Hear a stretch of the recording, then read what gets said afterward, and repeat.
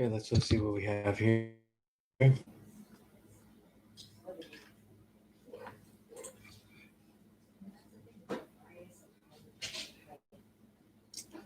right.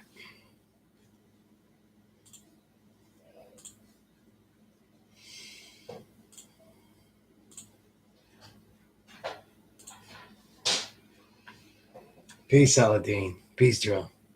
A couple of minutes late, but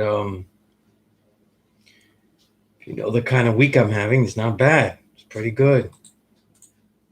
Pretty good. Some of you is asking when I'll be back at the school. Oh, it's gonna be a while because I intended to go back today, but fortunately that didn't work out. So I'll explain why when we get more people in here, you know.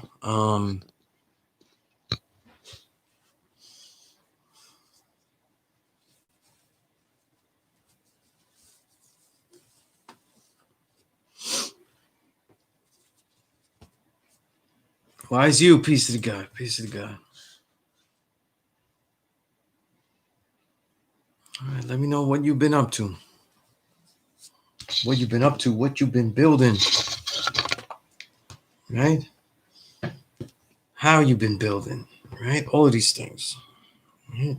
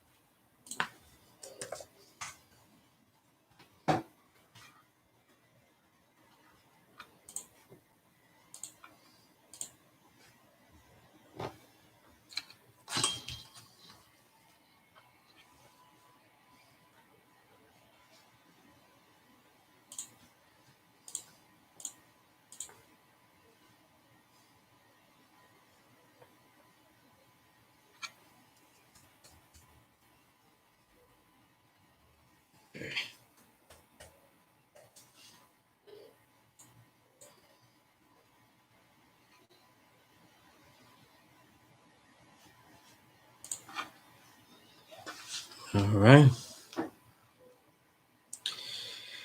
Well, that Jarrell, that sounds very real.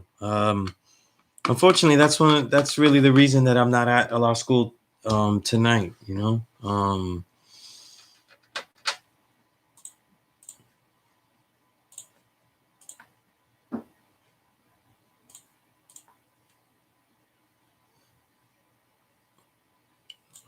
Let's set up some things here.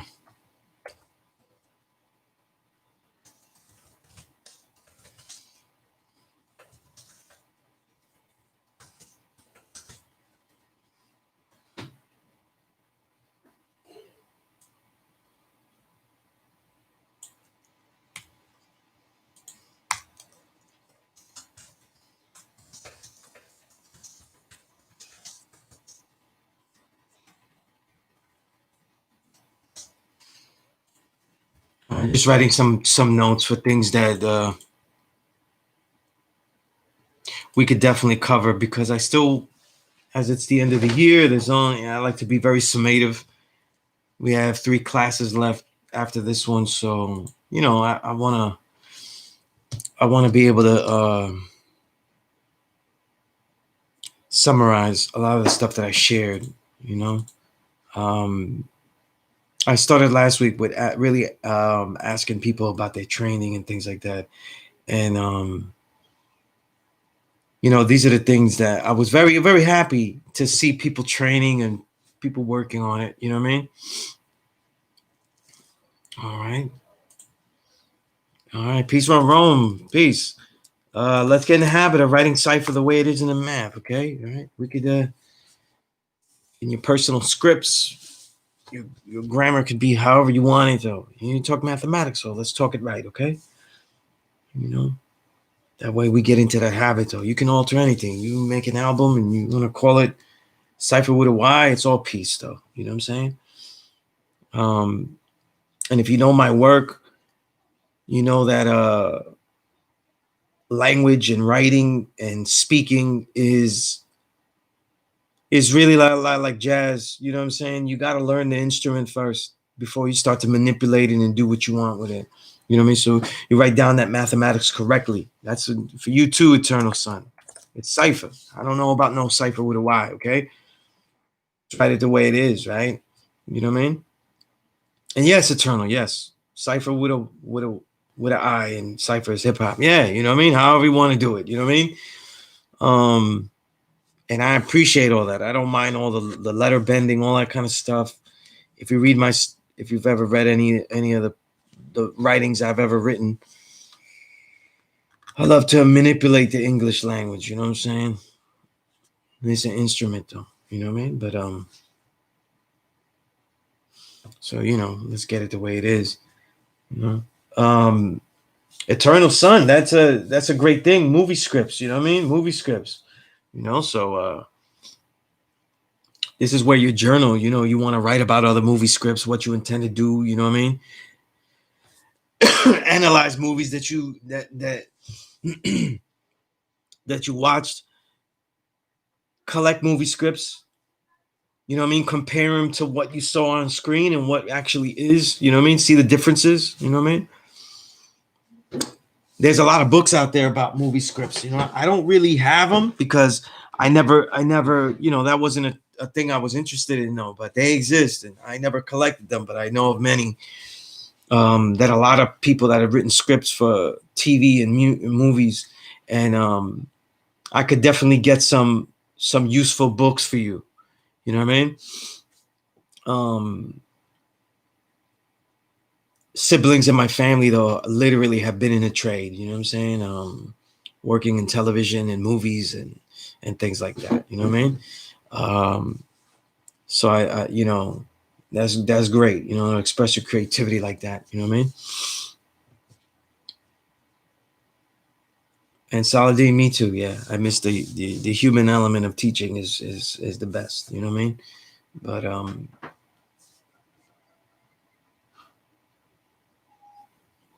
But as you get more awareness in the importance of writing, keep a journal to look back on and see one's growth day to day. Absolutely, yeah. And it's funny, Wise you, right?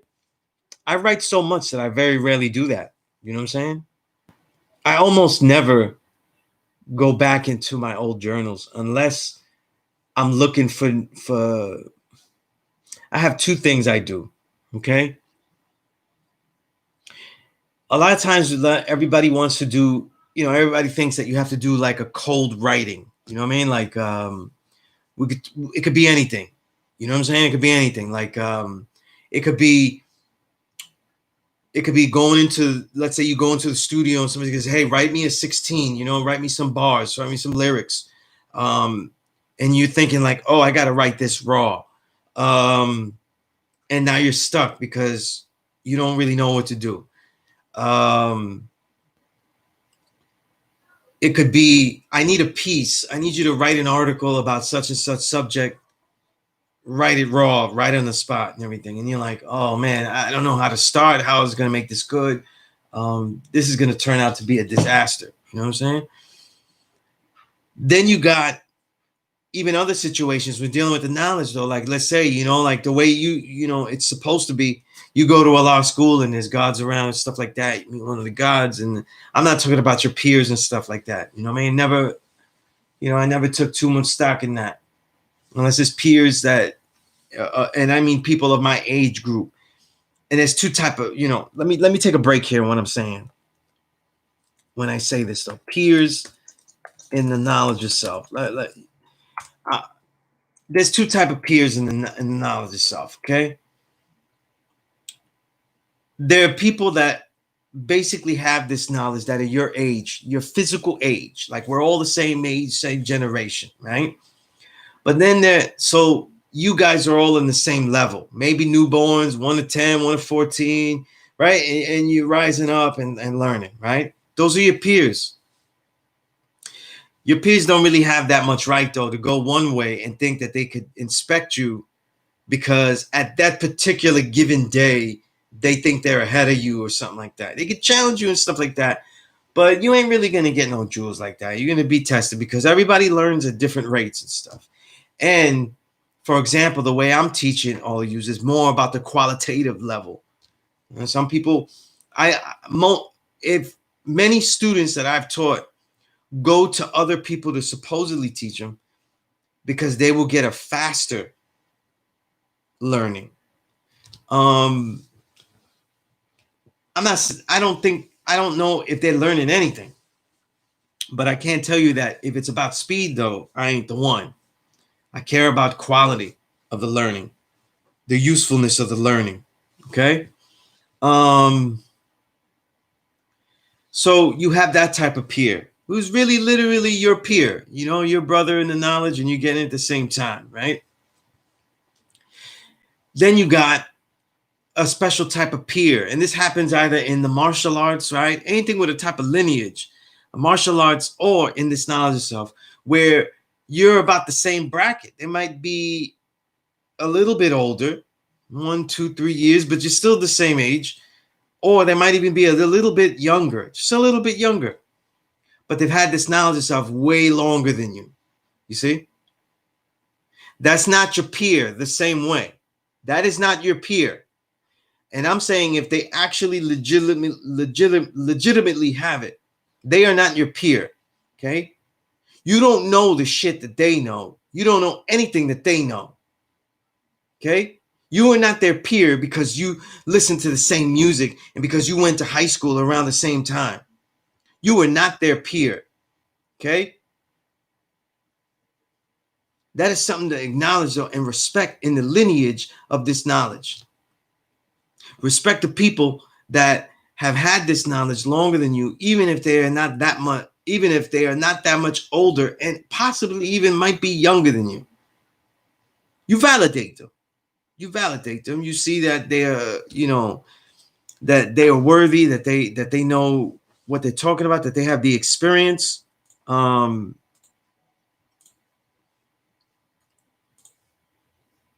you validate them. Okay? And when you validate them, you don't treat them as a peer as if you know what they know. A lot of times I see people, when they say in the Quran, false association with Allah, what's a false association? When people think that they see a peer that has had this way longer than them, and they think that they have the same amount of understanding and experience as them because they were around as long. Trust me, you may not have the quality of this knowledge. You know what I mean? You might have precociousness or advancement in your understanding, though. The little that you know, you were getting a lot out of it. But trust me, if you don't have those experiences, though, around those particular elders, if you don't have something that, a lot of people judge that experience by experience with elders, but it's not just that.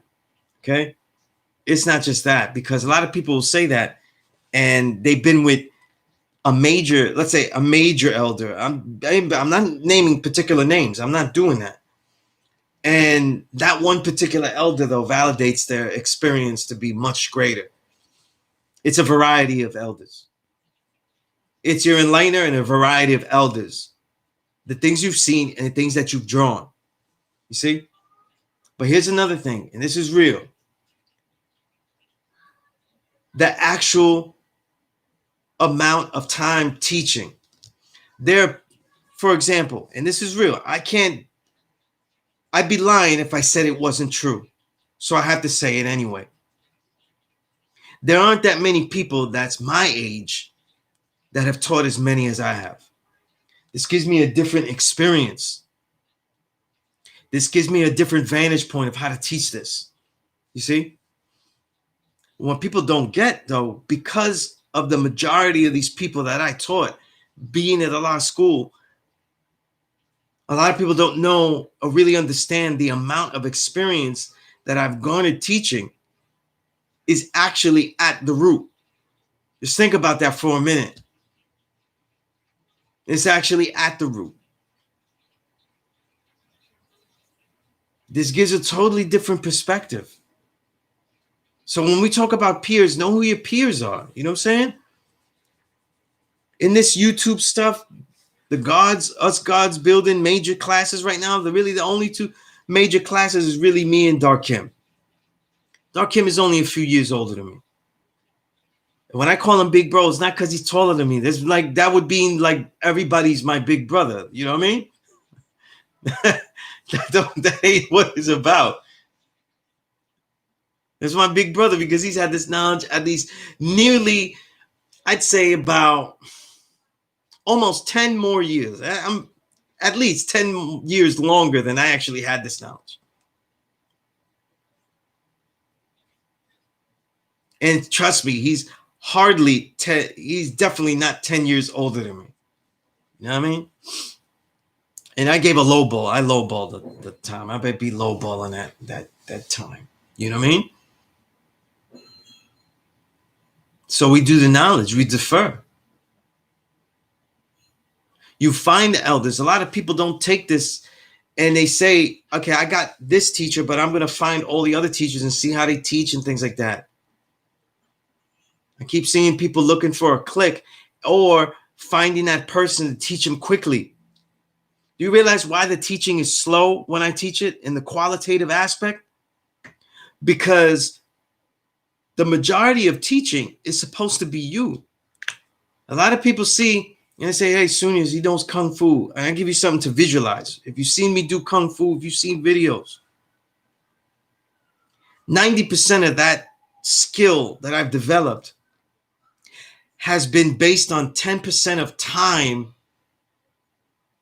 with my Sigung and my Kung Fu brothers, and 90% of the time practicing and understanding the details of what they share.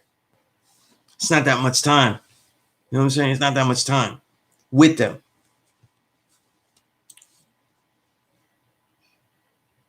So why do you think I have a journal out there? Why do I have you journalize and do these other things? So you can learn how to teach yourself. So you could learn how to gauge yourself. So that way you don't come back and say, well, I ran out of fish. How do you fish again? How do you make this rod? What's a line? How do I get the line going again? This is the thing. So this is real important. And I lost track of what I was talking about as far as the peers, and I went into the peers. But it was about the teaching. You know what I'm saying?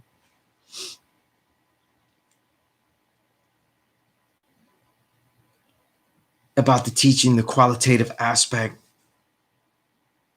learning. I think I took it back full circle. You know what I mean? If you're not really learning how to learn, then this whole thing is corrupted. The process is corrupted.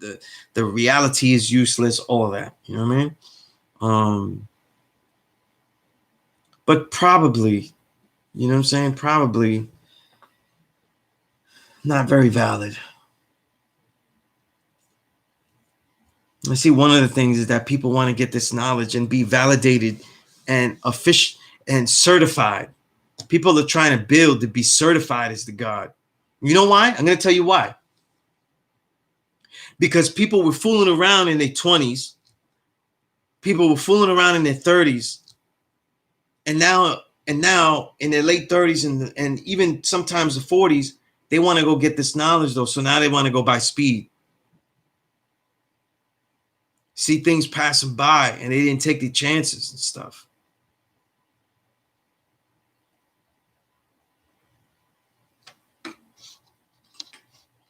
And then they realize the qualitative aspect of life are the things that you create that is built out of the things that you learn. The things that you make are built, you know, the things that you make are built out of the things that you learn, right?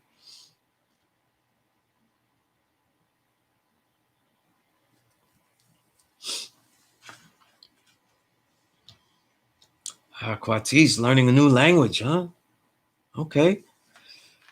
Very interesting. Very interesting. That's real peace.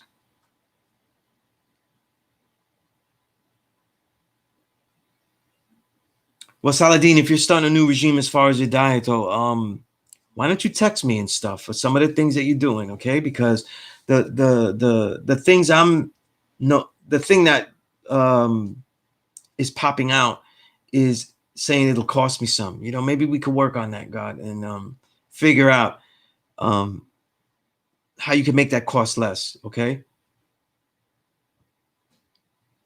there are a lot of things that we could do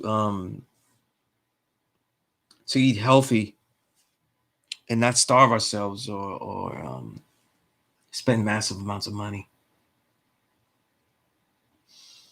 Jarrell, kettlebells every day with 300 push-ups. I like that. I like that.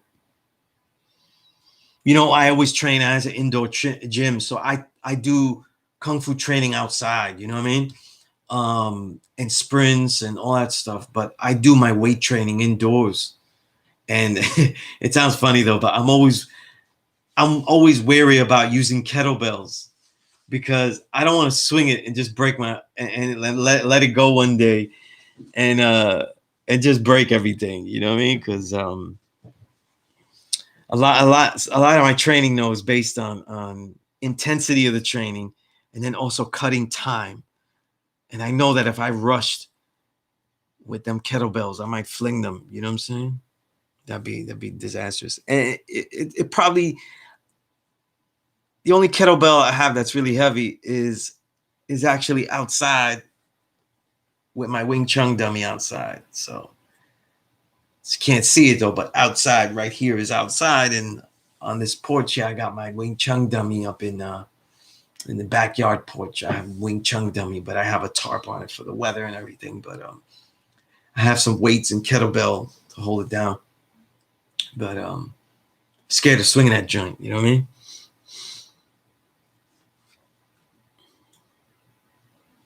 And if you don't feel comfortable with doing it, it's good to switch. You know what I mean?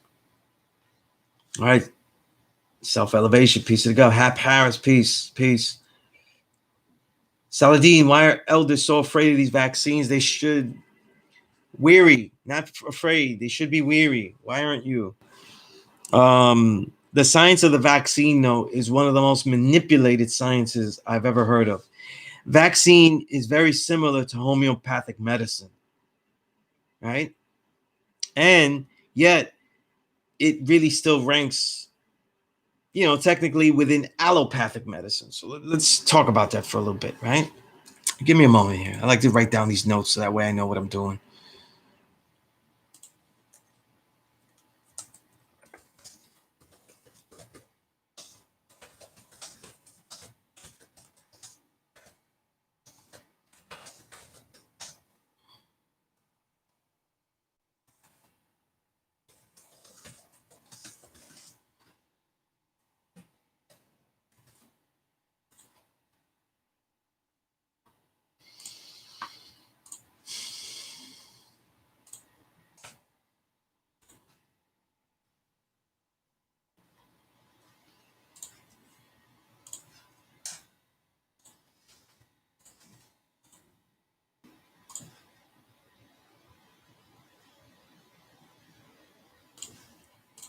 Okay.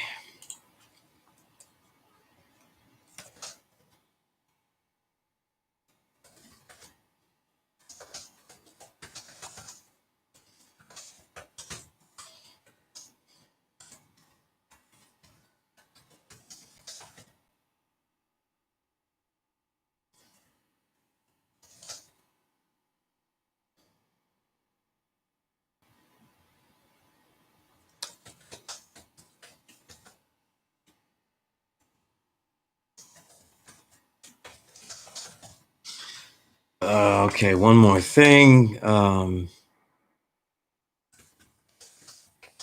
right.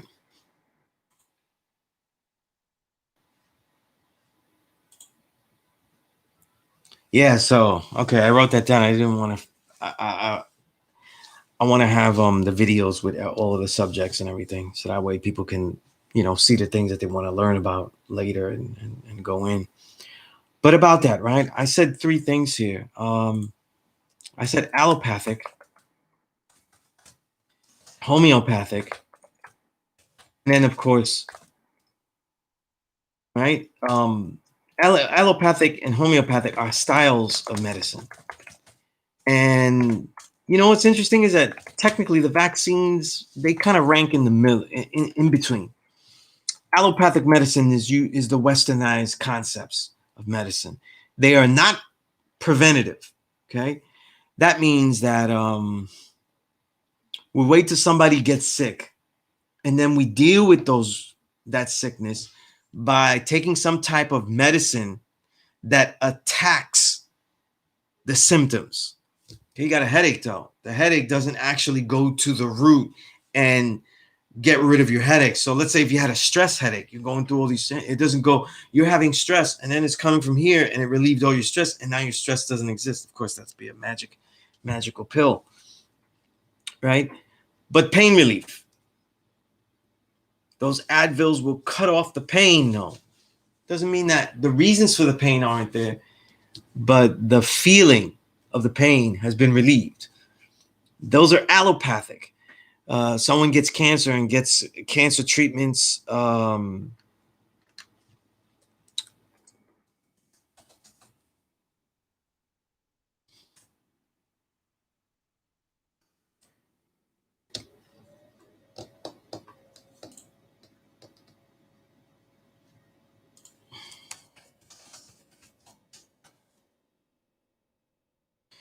Yeah. So anyway, somebody gets cancer treatment, right? And they get, radiation or anything like that, right?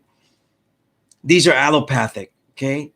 That radiation isn't going to attack the cancer particularly and pinpoint like that. It's a blast. It's a blast towards you that is going to attack all of that area. And the side effects are, well, we just shot it off technically. And sometimes that's what people end up with because they've gone too far. And if someone, let's say, for example, the uses of allopathic where it's necessary, if we want to get extreme, would be in cases where somebody gets hurt, somebody gets shot, someone is injured, right?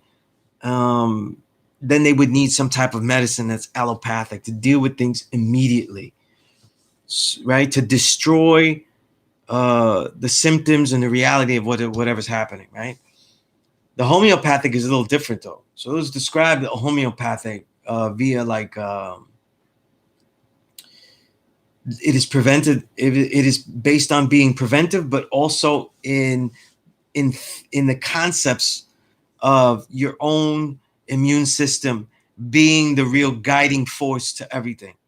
So you take a homeopathic and it basically, different types of homeopathics are basically inducing aspects or sparking aspects of your immune system that usually deal with those areas though. And they are microscopic.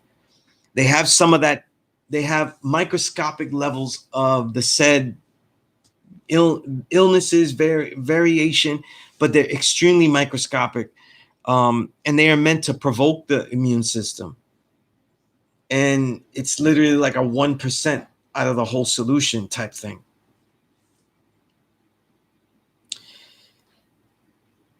Their efficacy is really based on the truth that people's mind and the direction and being able to redirect and refocus the immune system are what keep people healthy.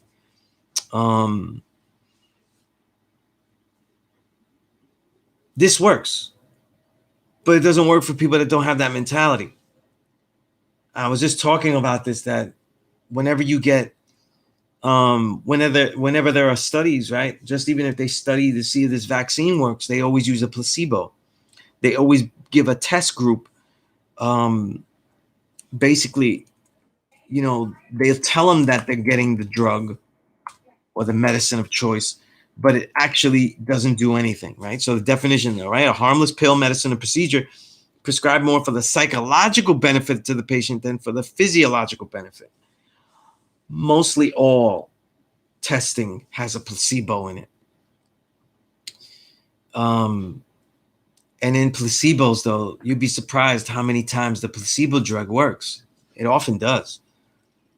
Does this mean you take no medicine or not? No, it doesn't mean that. It means that what homeopathic medicines and placebos prove, and what I'm trying to draw out here, is that your mentality is crucial to how useful treatment is with anything. Okay, so that's very important. Now, the vaccine is different.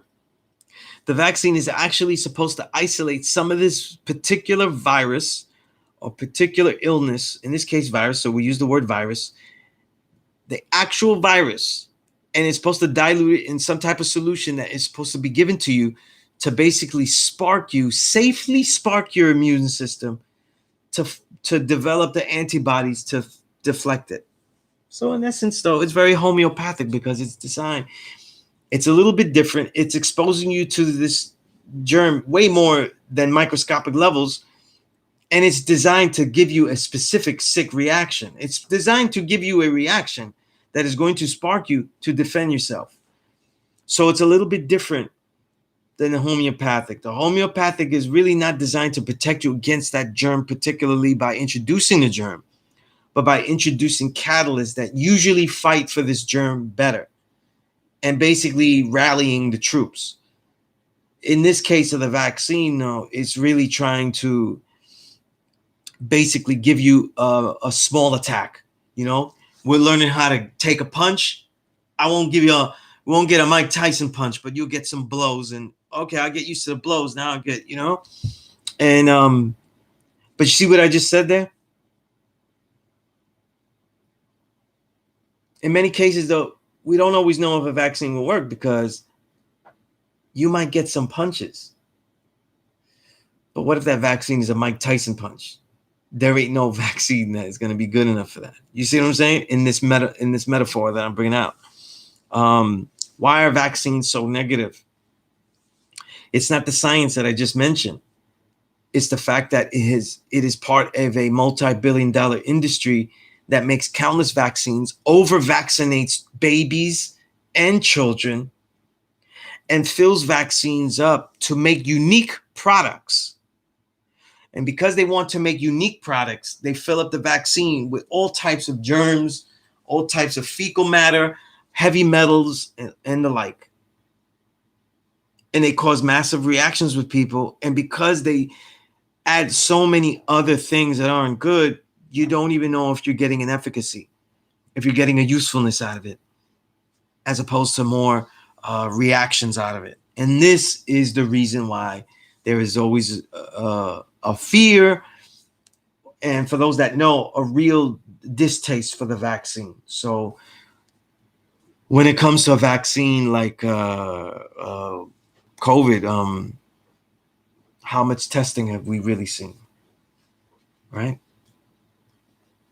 This is the difference. This is the science on that.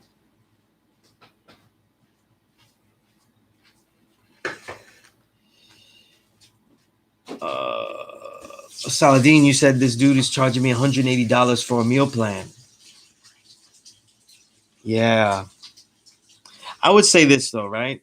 I've made meal plans for people. I'm not trying to steal his money. That money you gave that man.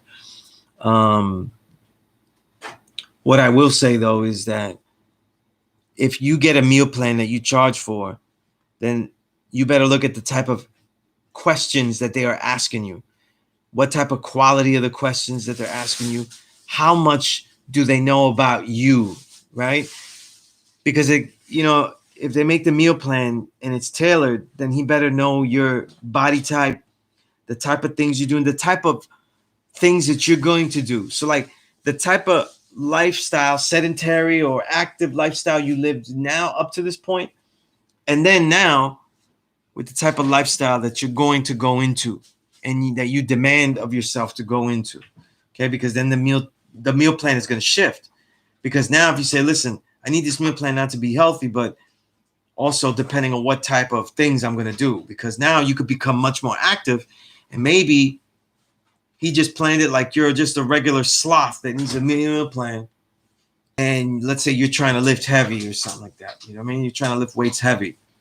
So this becomes a problem though, because now you're not going to get the benefits of the meal plan.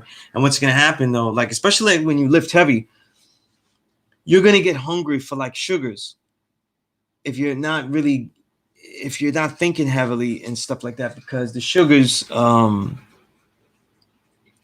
going to need extra energy.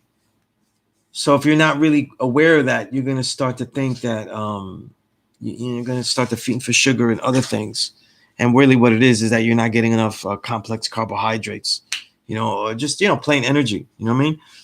Or protein that is going to be able to build that muscle up once it's broken down. So, you know what I mean?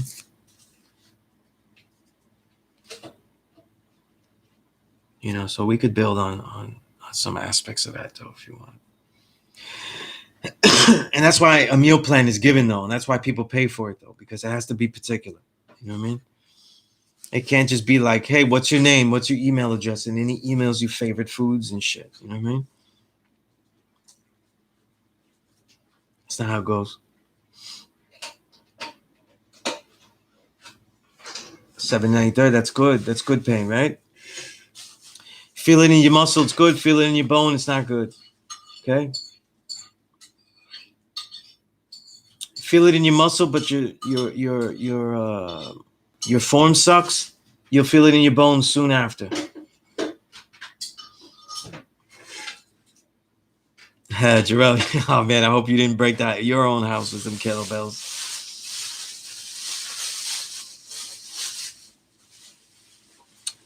Yeah, unfortunately, Jarrell, they do that a lot, though. They're gonna, this is their chance to mandate, and people talk about conspiracy, but it's just disaster capitalism at play,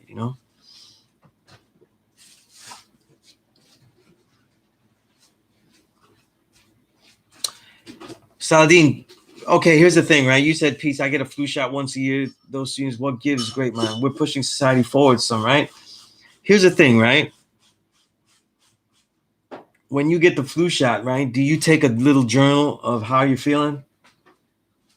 Do you take notice of all the illnesses or bad feelings that you have over the next couple of months? Also, do you even know what's in it, though, the ingredients?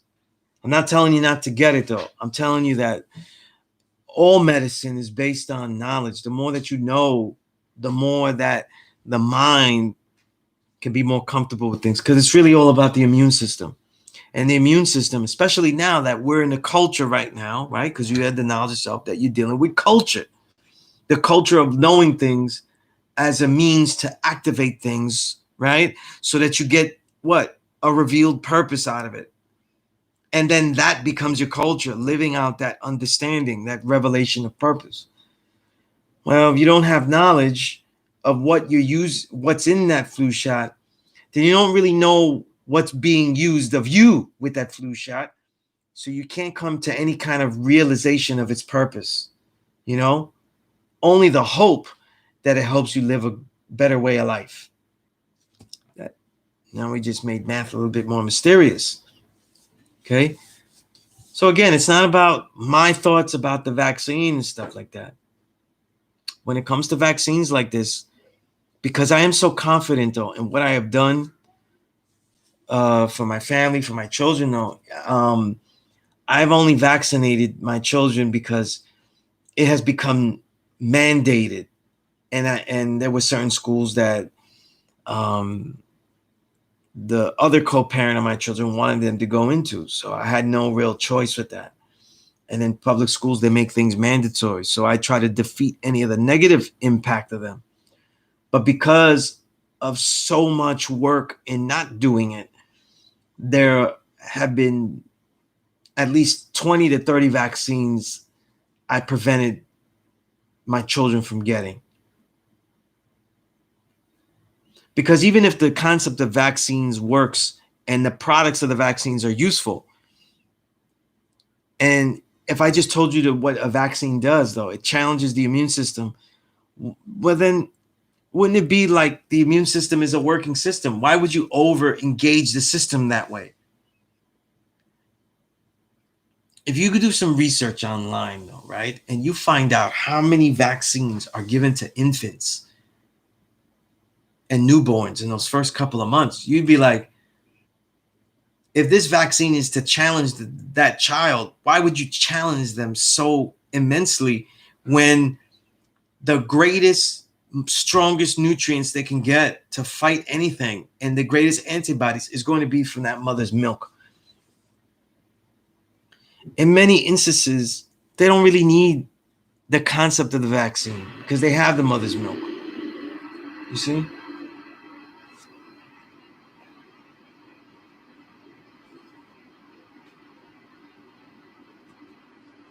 There we go. Rome is already advertising here, right?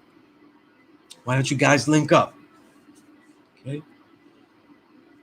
All right, that's good. It's good work there. Love to see the network here. Okay.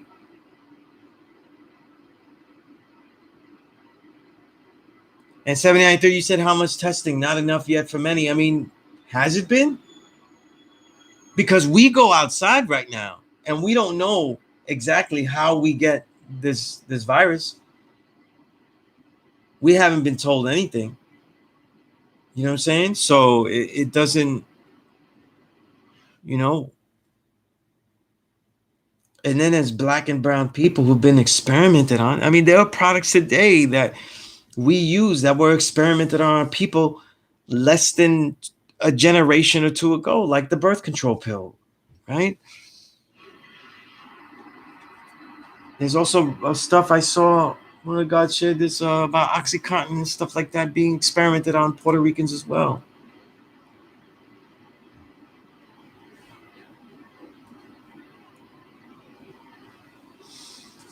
Well, 793rd, you know, you say always muscles, never bones, and don't get sore. Sometimes you got to get sore. You know, I get sore all the time. You know what I mean? You got to push your body.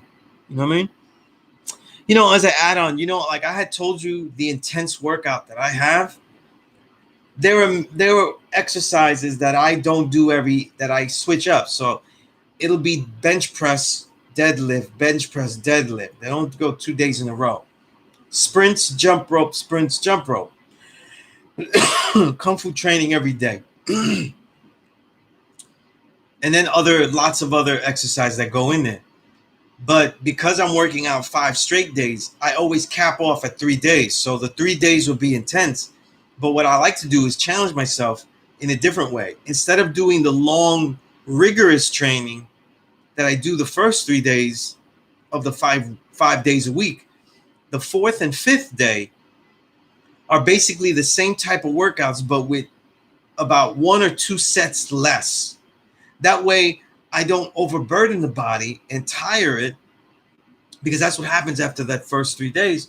But also, I challenge myself to, I with less time to work out, I'm also able to go more intense, even though there's more exhaustion from going those 3 very long days of training. So there's ways that you can continue to challenge the body, but also ease up on other things. Because what could happen is that by the end of the training week, you could get really like beat down, and now everything from your form and everything is just trying to get. And trust me, the last day of training in the week before your day off is going to be where you could make mistakes, because you're like, or just be lazy with it and not do quality work. So what happens is what I do is I cut down the sets on the last 2 days, but the intensity is harder because it's going faster. You know what I mean? And then because there's less sets, each set I could go further into failure. You know what I mean? So this is suggestions to study your body, but also don't be afraid to challenge your body. You know what I mean? 793rd, you said Big Pharma has tested vaccines and drugs on the continent of Africa for decades. Straight experimentation as well as Tuskegee. Indeed, when I say sore, take it back to college when overlifted and can't move limbs. Yeah, that. Oh, yeah, of course, yeah. Switching up every other day with over, medium to light, switching up times, breaks, sausage levels, pushing harder for time than not. No questions as must switch it up. Absolutely. You know what I mean? There always has to be a learning of preservation.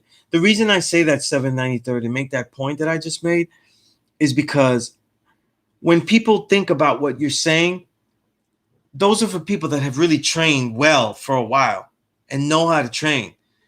For a lot of you that are starting out, though, I don't want to hear none of that shit about you got to like let your body ease up and relax and shit. Nah. You got to push that because you've never pushed it before. You know what I'm saying? And And you got to learn about your body. Like when you do your sprints, you got to learn what is a 90% sprint and what's 100% sprint for you. You know what I mean? Because like you said, this is a great example. 100% sprints could tear up your whole body though. You know what I'm saying? Because you're demanding too much. But a consistent 90% going at your peak, or having moments of that sprint where you go as hard as you can and then drift back to certain levels, those can, you know, really aid the body. You know what I'm saying? But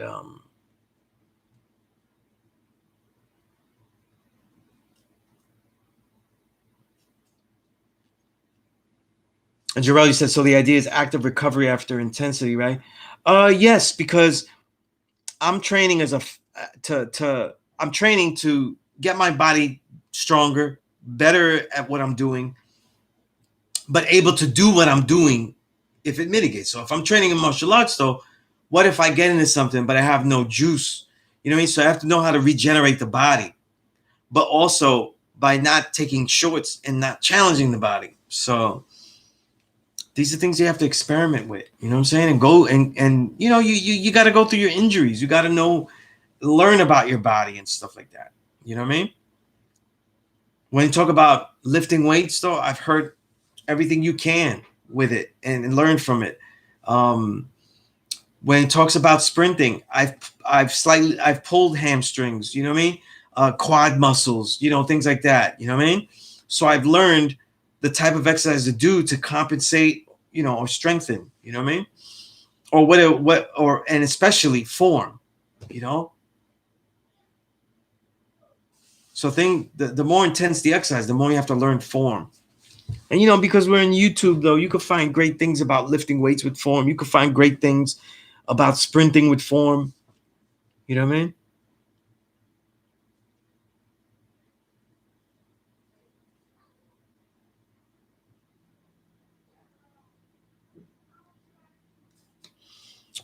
Yeah, and also also plateau. You know what I'm saying? Like, if I go by 100% and spread each 100 push-ups per set, like throughout a 2-hour workout, I could easily do 1,000 push-ups. And that's how I was doing them, for example, right? But then that became too easy because not overloading anything. You know what I mean? Some people it does. So what I do now is I do a certain, I'll end up doing about 600, but they won't really be in sets though. They'll just be in overloads. You know what I mean? About 200. And if, you know, but then the next one I do right after might just be 100 because I just, you know, loaded. And I reach that number, but in a different way. So it's just about challenging, testing things out, all that kind of stuff, you know? Right?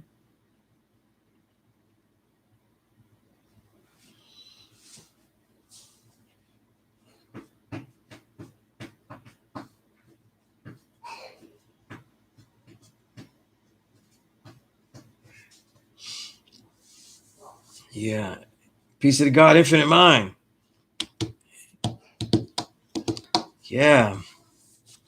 Yo, Inf, you know, how was that? How was the I didn't get your answer about how was that little those verses I sent you? They was all right. You saw I tried to get that voice like that, you know what I mean? I forgot what movie I was doing though. I was definitely doing one of them though. Right? Yeah, absolutely. You know what I mean? Yeah. A lot of times you don't have to be that imaginative with your training and stuff like that, you know, like sometimes you may not have time to think of all these new routines, and then you do a new routine and it doesn't do anything, and that's frustrating, right? Sometimes just better, if you don't have that much time or you don't want to waste time, to try to do it with the best quality. You know what I'm saying? And that's the first thing. You know what I'm saying? Sometimes you don't always have to switch to, if you don't have time to try new things, to just do those push-ups with better quality. You know what I'm saying? You know what they talk about, the muscle mind awareness. You know what I mean? and that's a route to the kung fu. You know what I mean? I've heard of that book, in Confessions of an Economic Hitman. Yeah, I could have sworn I have that book. Let me see if I have that book.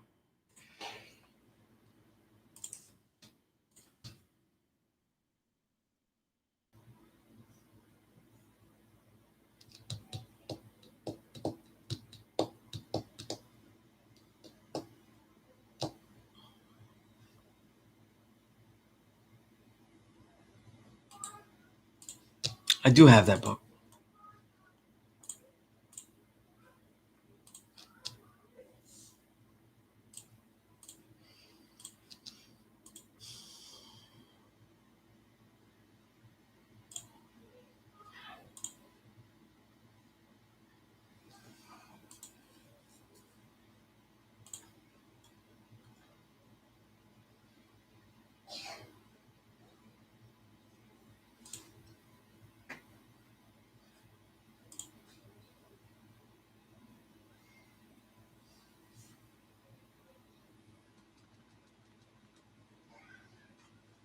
Appreciate you, Powerborn. Peace to the God.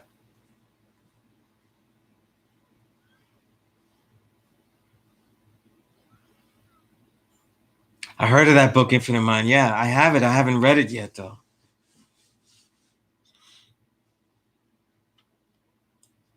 Yeah, Rakeem, peace. There's a lot of books about the art of war. They make art of wars for everything, but I've never heard of that. Sounds interesting, though.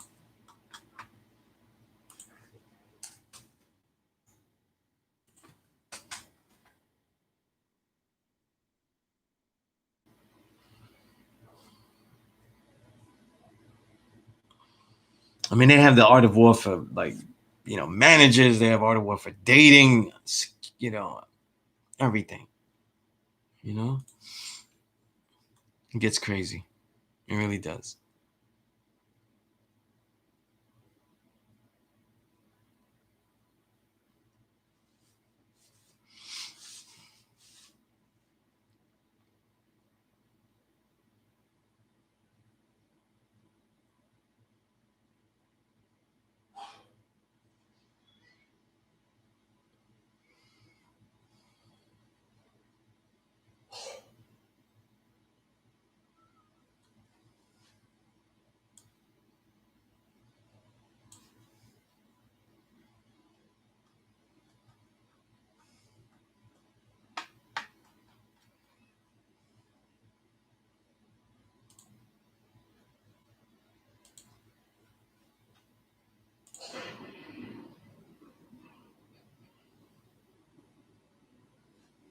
Like strongly, like totally infinitely. Oh my god, like totally, like recommend. Yeah. I'm gonna check that out. I have that. I haven't read it yet though. I'll be collecting man shit, man. But I will check out that book too, Art of War for Writers, though.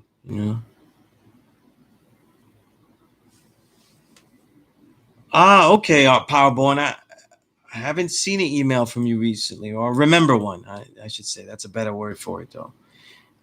If you can you resend that to me so that way I have it there, like up on the top of this thing? Because shit, I don't.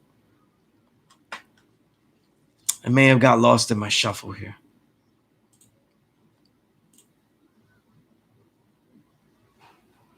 The Tao of Writing. Let me see.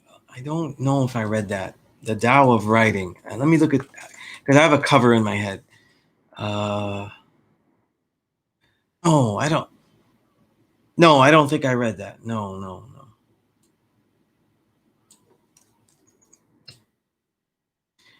And when you ask about books about writing, I read very few, almost none.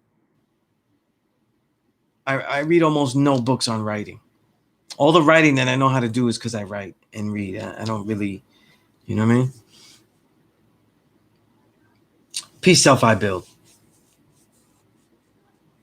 Okay, Amir Asiatic, peace of the guy.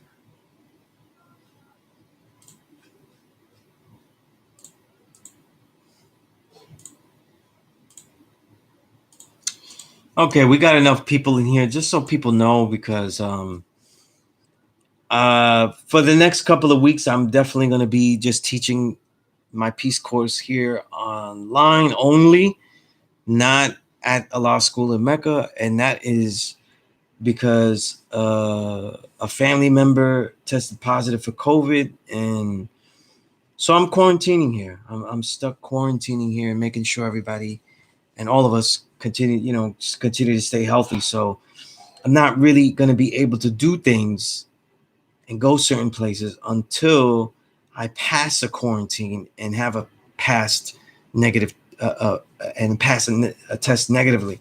So that means I can't really travel. So I'm kind of stuck um, here. So if anybody was looking to go to a law school in Mecca to see me or come to the class and stuff like that, that's why. That's why. Um, I actually was going to go to a law school this week. I had planned to go to a law school in Mecca this week. And then, it just happened. So I actually got a COVID test today. So I had my recent COVID test was negative, but now it became moot. So this is where we're at. Okay. I'll check it out, Rakim. I am not, I like I said, I don't really read about writing and stuff. I don't, I very rarely go with people's rules or stuff like that. You know what I mean? Um,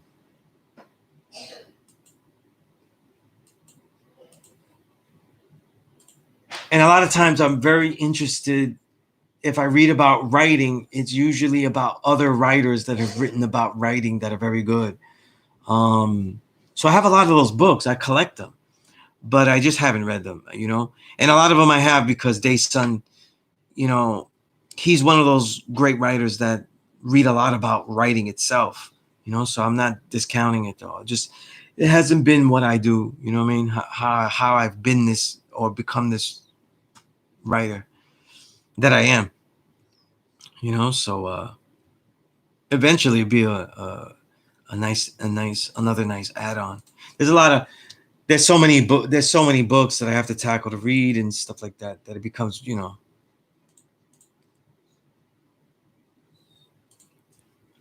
Power One, I just got your email though, so I flagged them and stuff so they at the top.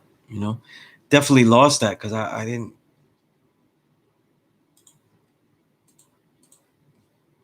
see that. See what you had there.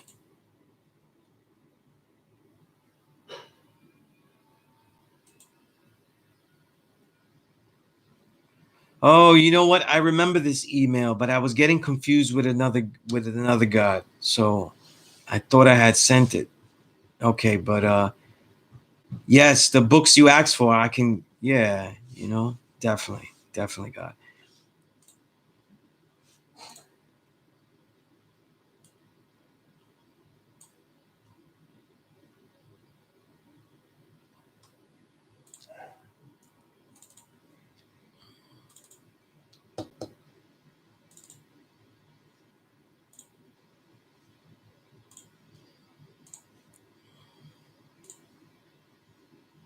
Yeah, so I'll send you those books because that should be easy enough, to do that. By the way, where's everybody's understanding of mathematics? Everybody's here in the room, in this digital room, just staring at me. So are we searching for a mystery god? Now here's the thing, right? Here's the thing. I don't know how many people are on this degree though, but this degree is always relevant, to build on, um, and it's a simple degree, not simple to analyze, but simple to get to know what we're dealing with at least, as that level, and bring out a lot of deeper thought. He said, who is that mystery God? There is no mystery God. Son of Man has searched for that mystery God for trillions of years and was unable to find that so-called mystery God. So we have agreed that the only God is the Son of Man, and we lost no time searching for that which does not exist. Okay. Um,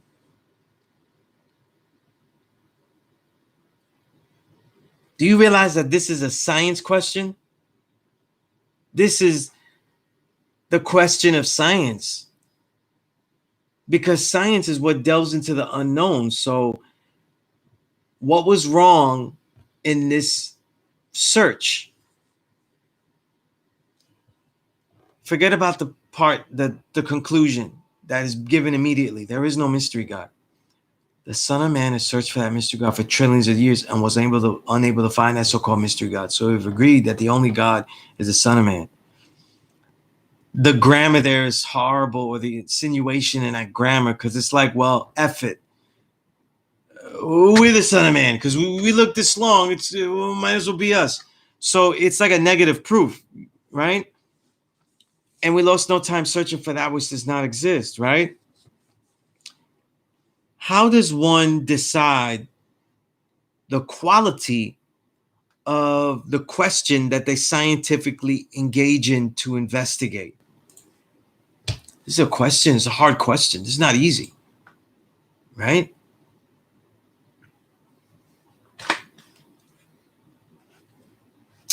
Not easy. You know what I mean? Just give you time to mull that over a little bit. We lost no time searching for that which does not exist. So a trillion years is the cutoff for that very important question.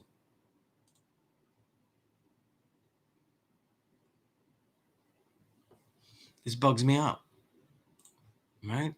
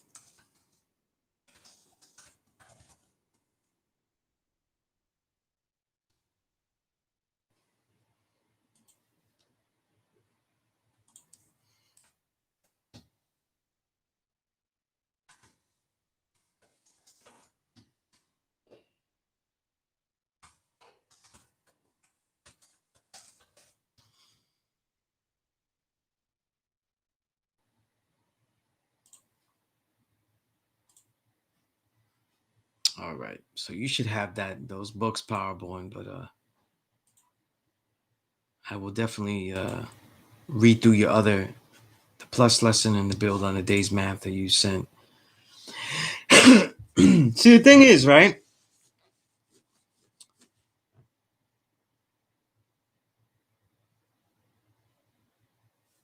When something takes too long, then that means that there was glaring proof already that the original Asiatic black man had many markers, right? And many aspects of him, when studied, that have the reality of being the true and living God. So what's suggested in the language of that degree is that before we started the search, this actually was an option, but we kept searching for trillions of years just to see if it was something else. So there could be the problem in how you could search for a mystery and how you could get lost in a mystery, because they should have explored self first and then without. So it goes into the ancient concepts, especially in Comitian thought, ancient African thought, that any type of science that we deal with, though, is going to be self-centered, right? Or within the self first. And every single issue that we learn of, all the things that we learn of, are through ourselves and then outward to the world, right? It's important, okay? But I always want you to look at that. Who is that mystery God? Because it's like to think about all your explorations like in this fashion. That what is worthy of the time that you study something, what is worthy of the answers that you give something, how is the questions that you give worthy of study, right?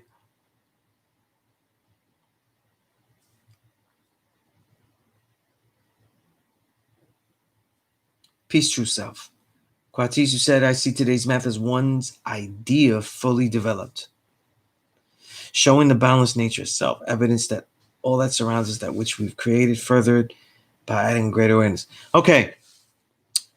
When you build like that, Quatis, you need to tell me, and or whoever you're dealing with, though, what aspects of that build correspond to 1, 0, and then when they're added up to that 1 again.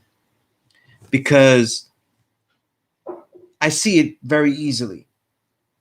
Not everyone will see it. Okay?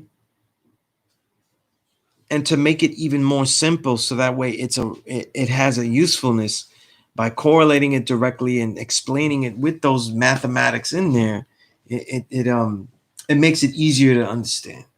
Okay.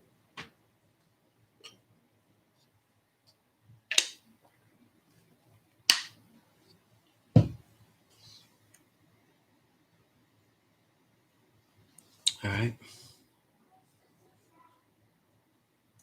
I am not on Telegram, Powerborn. I am not. And a lot of that is not because I just haven't. I forget, and a lot of times I just really am doing a lot of things. You know what I mean? I spend a lot of time making things or learning how to continue to make the things I'm making. You know what I mean? Which means I spend a lot of time reading. And I spend a lot of time training. And a lot of times making things. You know what I mean? So all of the technology, though, I haven't become as equipped with. Well, the thing eternal, right? We say, my thing is, if he's unseen, what are they looking, searching for? Let me depart with peace as I get back to character development. I got a few angles to measure. Okay. Well, here's the thing, right? Things that you study aren't unseen, right? When we're trying to find, they're trying to find this COVID germ, though. You can't see it, though. It's not like they draw it on with those little weird ball with the things coming out, but you don't see that shit floating. You know what I'm saying? So, in essence, science is something that isn't just qualified by 5 senses, and that's the whole thing. You know what I mean? In fact, that's part of one of the studies of you all proving why the original man is a true and living God. You see, people can't really deny you if you say that the most high supreme being, though, is that which you can see, feel, taste, touch, is the original black man. People can't deny that. But how is the original man supreme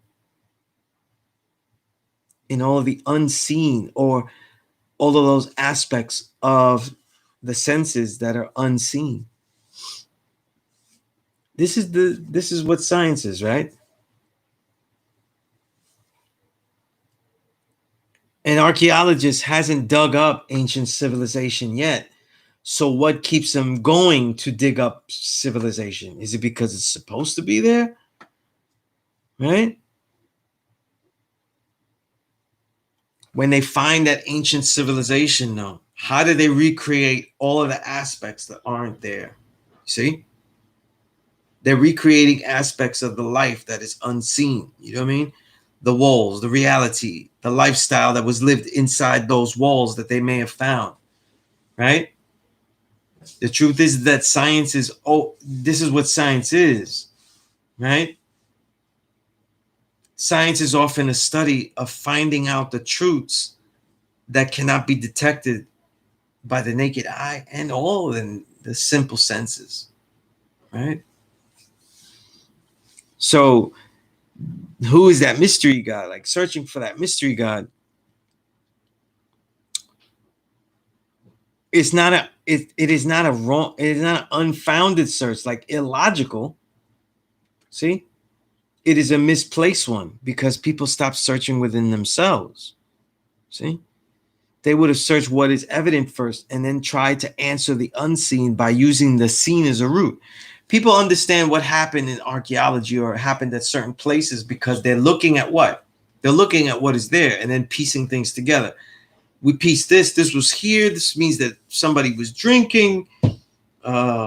This was here, there, right? Just like a crime scene, right? If we try to simplify it, right? Mostly all ancient archaeology is the same effect as like trying to figure out a crime scene. You know what I mean? So that's what we're always answering, right? But it's always done through the self. When somebody looks at a crime scene, they're looking, knowing what are the truths of what humanity can actually do, and then how can those possibilities happen. You know what I mean?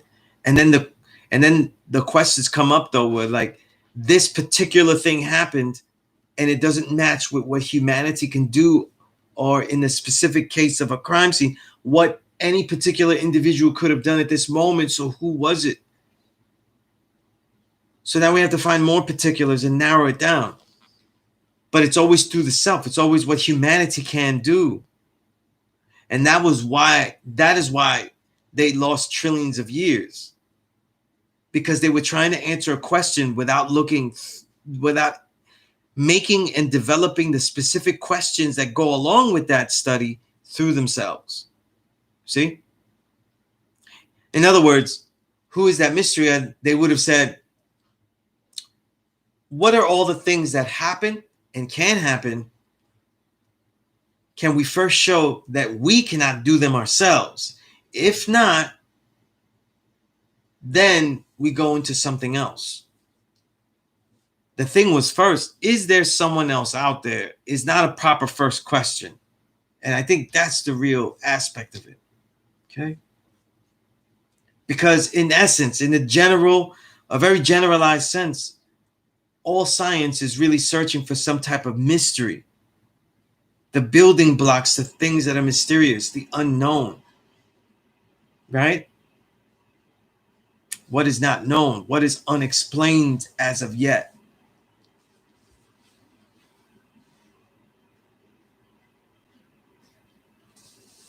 All right.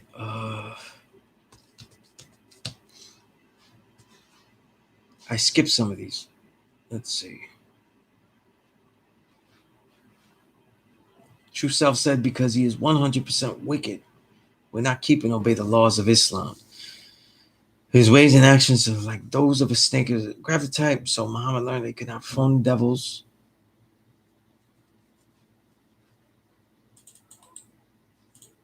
I get what degree you're quoting, True Self, but I don't know the context of it. Right? You give me some context of how you're building with that degree.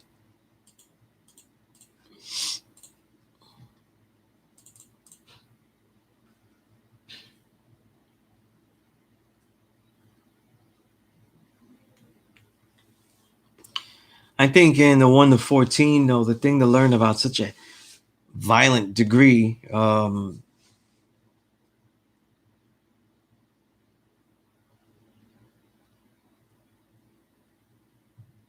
is that depending on the society that is made, though, there were different things. 1 degree is allowing them to come amongst us and learn to try and do like the original man. Then the next degree is like, yo, we just murder them, though. You know what I'm saying? And they can't be trusted. So they're clearly different time periods and or actual options in how we protect a society.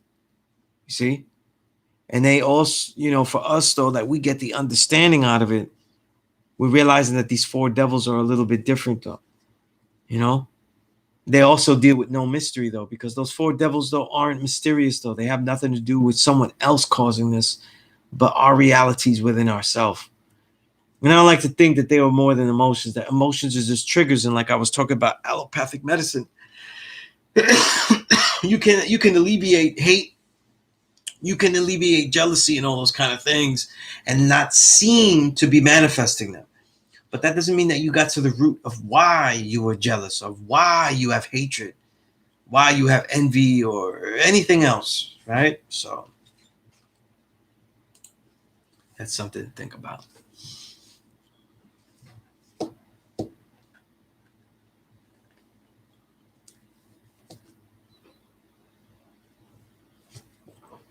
Right, because Quatis, you want to let me know, especially as your teacher, what aspects are you attributing to, say, knowledge and cipher and knowledge? Now, don't let me put it together though.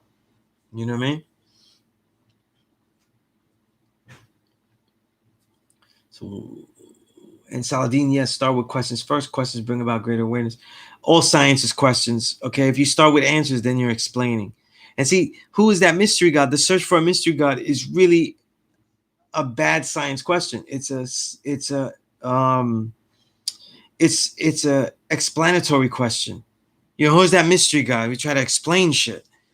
Nah, that doesn't work that way. You know what I mean? It doesn't work that way best. You know?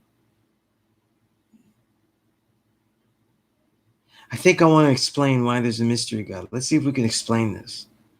Nah. The mind can, you can also fool yourself that way and just explain things. It's terrible. Everything is, questions are always the root. They're the root of genius, the roots of creation. Wise you said knowledge. One, knowing what and how to respect all things that I've come to see and hear so I can have it, cipher, become part of me and my environment, knowledge, and start making proper tools and instructions for all things. See, that statement isn't a wrong statement. I just don't see how. I'm a little confused. You're using it like cipher is a person, place, thing. I get that. You know what I mean? It's a little awkward. And then your environment, though, is then the knowledge. So, an awareness of all things,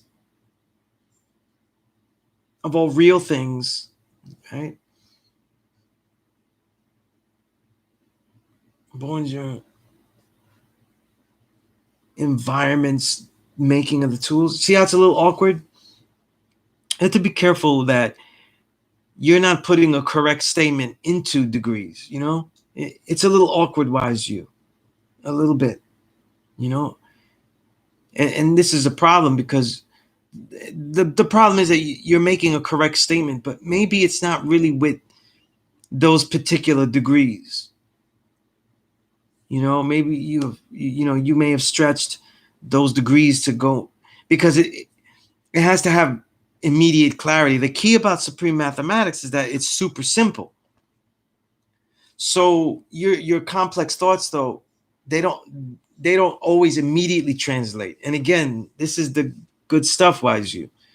You have a complex thought that isn't incorrect. And now the idea is to learn how to simplify it into. So what I would do is I would take that, right, wise you, delete all of those degrees you put in there, 1, 0, and 1, and then really think about it and see what mathematics really is that. You see? What mathematics are you really writing there? Right? What degrees from 1, 9, and 0 really go with that? Right?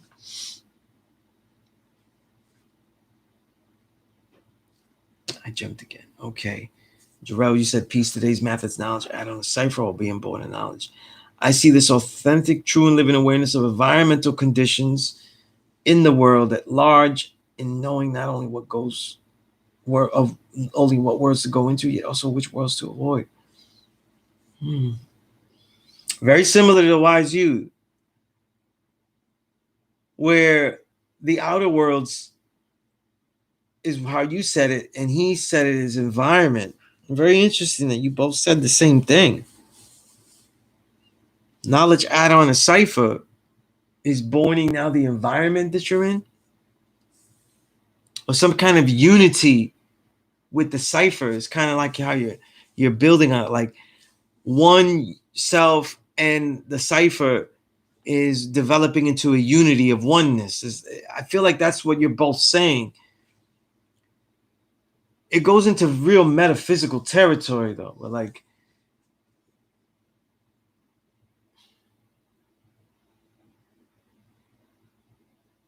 it's a big stretch for it. I'm not saying it's incorrect though, but it's hard to make it right and exact as a living talking device, you know, and certainly as a pedagogical tool, because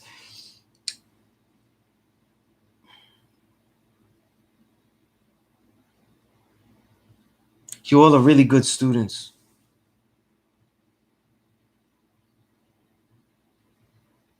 Because you guys be saying stuff and I be thinking about it after.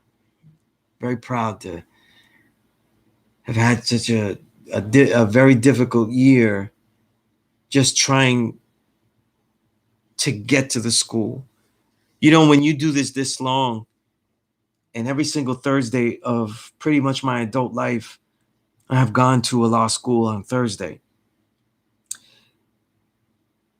What seems difficult for people to do ends up being just clockwork. And this year, all of these outside things have made it so difficult for me to just get there. You know what I mean? That it's a real blessing that I could see such a engaged, you know, students, really real thinkers. You know what I mean? I this is the laboratory, Wise You, Jarrell. This is where you throw these deep ideas. You know, there is a context for the things that you are saying. I just am giving you the challenge to the context, so that way you could see the next level is to make it as simple as you can, so it works in to finding the person at that level and being able to say it. Then it's going to be some, you know.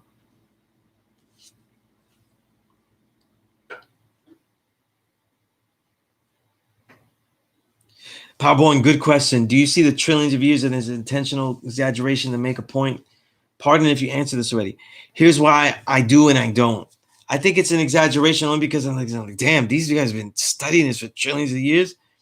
However, two things. A lot of Elijah Muhammad's seeming exaggerations are actual facts. Like for example, the moon being blown off from blown off piece of the earth. This sounds crazy, but it's actually true.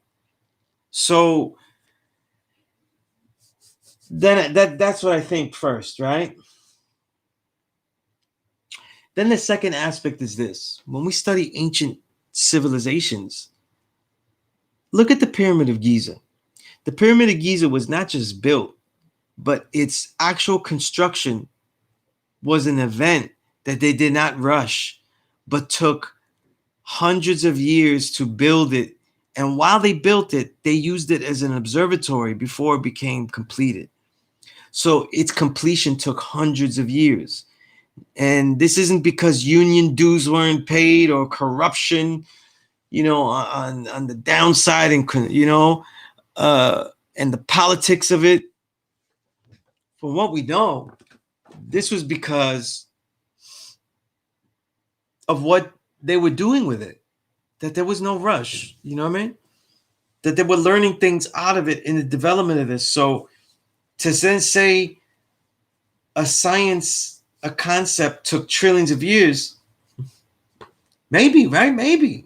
I mean, it's very possible, you know what I mean? Very possible. What I'm saying, PowerPoint, is I don't discount it, you know? I leave it up as those possible questions.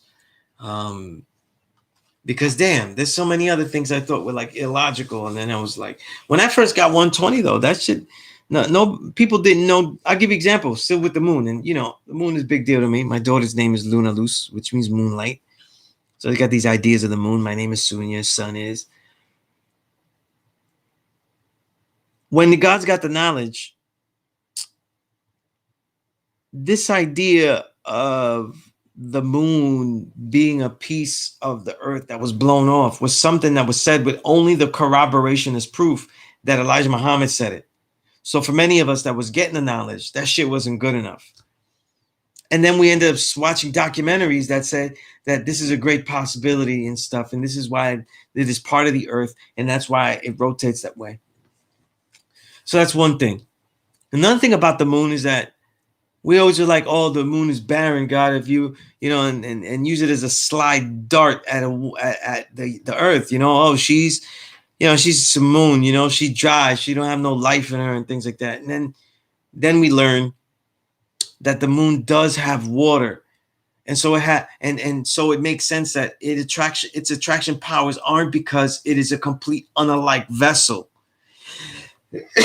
but because it is like drawing up more like. So if it has a certain amount, that unalike attract is really based on quantity, not quality or presence of. So it's quite intriguing. So when it comes to exaggeration of trillions of years, the original man has no set birth record.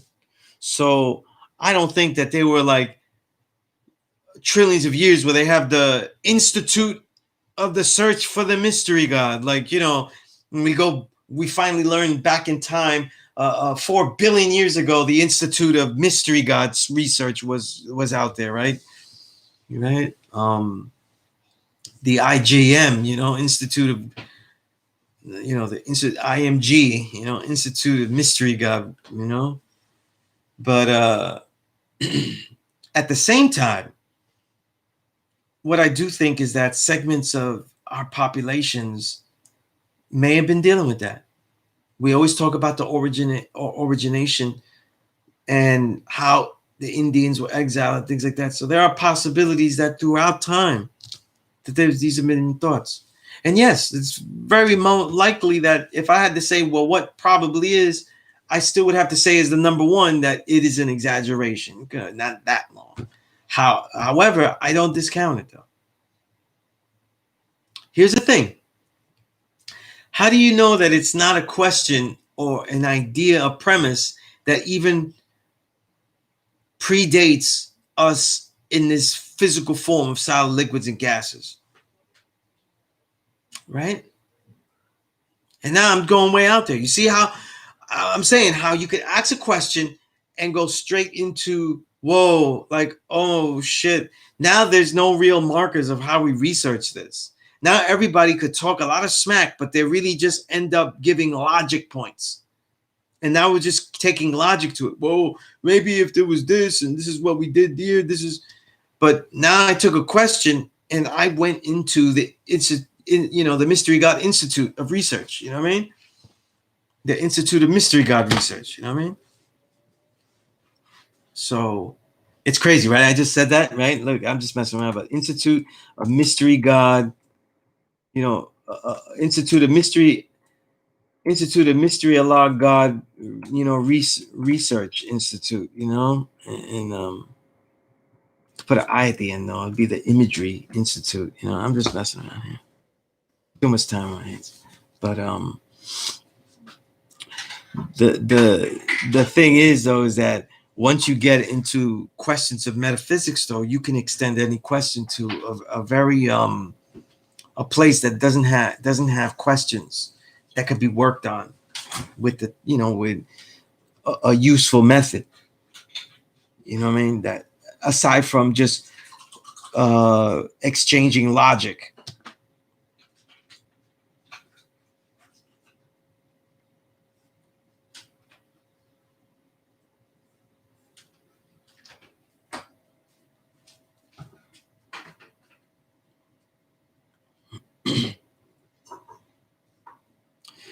Well, true self, yeah, that's okay. That's peace. That's where you're up to. Now, look at this. The degree talks about murder and devils, and they're clearly not. We get the understanding. We talk about like devils within and stuff like that, right? But when we talk about a mystery and searching for a mystery God, when the policy is about bettering your society by striking out at others, that also is search for mystery. Because a lot of the problem, though, isn't always the invader. It's how the invader succeeded.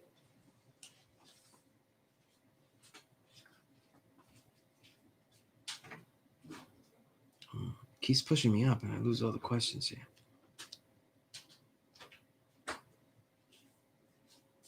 Saladin, you said how did I mess up an FB? I don't know how you messed up though. You said you were near perfect though, but that's near perfect. That's an oxymoron, right?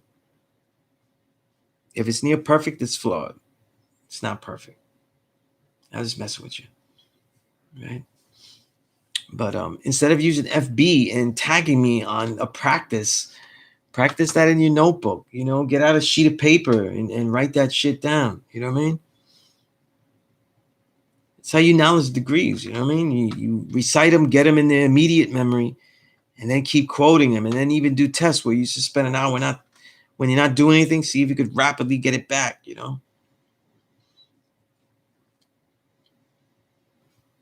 Quatis, so that aspect of Four Devils is metaphorically dealing with the negative aspects of thought of it. Yes, it is, Quatis, but it is also dealing with history. Okay, because remember, the history, when we talk about patriarchal, matriarchal, that doesn't mean that societies run by men, societies run by women, although usually it doesn't. That's not what that means. It means the nature of their policies. Who is more receiving, matriarchal? Who is more offensive and off-putting, patriarchal? The United States is a perfect example of patriarchal society. Attacks any, defends its borders, attacks people that even try to get into its borders, hypocritically brings people into the borders, then kills them, has bases protecting and checking other people's borders because in the idea that might lead to their borders being attacked if they don't know enough. That's the extreme version of patriarchal society. Okay, so it's just the ideas. So historically, what was the way to defend it against these new people that were infiltrating, right? So it is a real thing. Okay, it is a real thing. You just have to look through history to find those instances in those particular societies. However, its great usefulness that the elders taught us was within our own self, because you're not gonna, you know, you want to go out there and kill some crackers though. I don't think you didn't succeed much. You're still an asshole, right? You still might be a jealous fuck. You could be all that kind of stuff, right? You might not even love your brothers and sisters. So like that wouldn't really be a proof of you elevating. 793rd, that's like solving a problem how modern day medicine does for the most part, without getting to the root of why one may have jealousy. Let me just take them off. Yes, actually. Hap Harris, RP Peace, RP Reese Peace. Hap, you said 1, take knowledge and put it in the cipher. 0, all being born to knowledge because knowledge has been put to the test. Very interesting. Very, very interesting. You basically describe knowledge cipher as that cycle, representative of that cycle, which is not too far off what the other gods did. You see? It's a good build. It's correct. And then, of course, I always say with those, you want to have like examples and stuff. How would you example that? For someone you were teaching, explaining this to, or examples in your own life to see like, are you really doing things and taking, not taking knowledge and, adding on a cipher? Are you doing that? Right? Is your knowledge adding on a cipher? Careful examination, 793rd says, to why and where one's head is at, they may, should, and can be able to properly construct why so one doesn't repeat the same mistakes coming into proper KOS. Yeah, I see it. Saladin said, peace daily. My awareness of cipher things increases.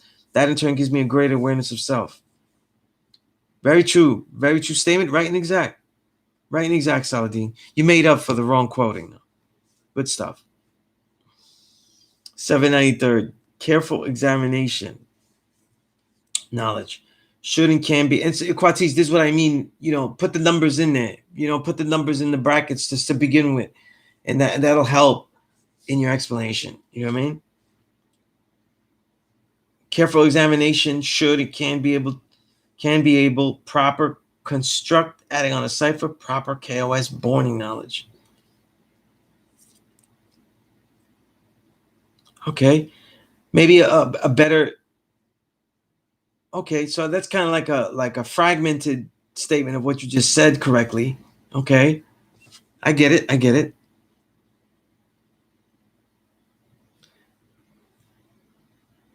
I see the comparison. Powerborn says a trillion years is long, though. Yeah, damn right it's long. Yeah, and it's probably not, though. So it's. I think it's a bit of both. It really was long, but I doubt it's a trillion years because even the Earth is not dated that long. However, a lot of its findings have been facts. So once again, we cannot underestimate the reasons. Yeah, probably wasn't a trillion years, Powerborn, but especially when the Earth isn't that long. That's why I said for it to be true, we'd have to be thinking of this though in different metaphysical forms. That means it's always been a question of the mind. As the mind creates itself, it wonders though how it wonders about its own viability. Is that not true? Right?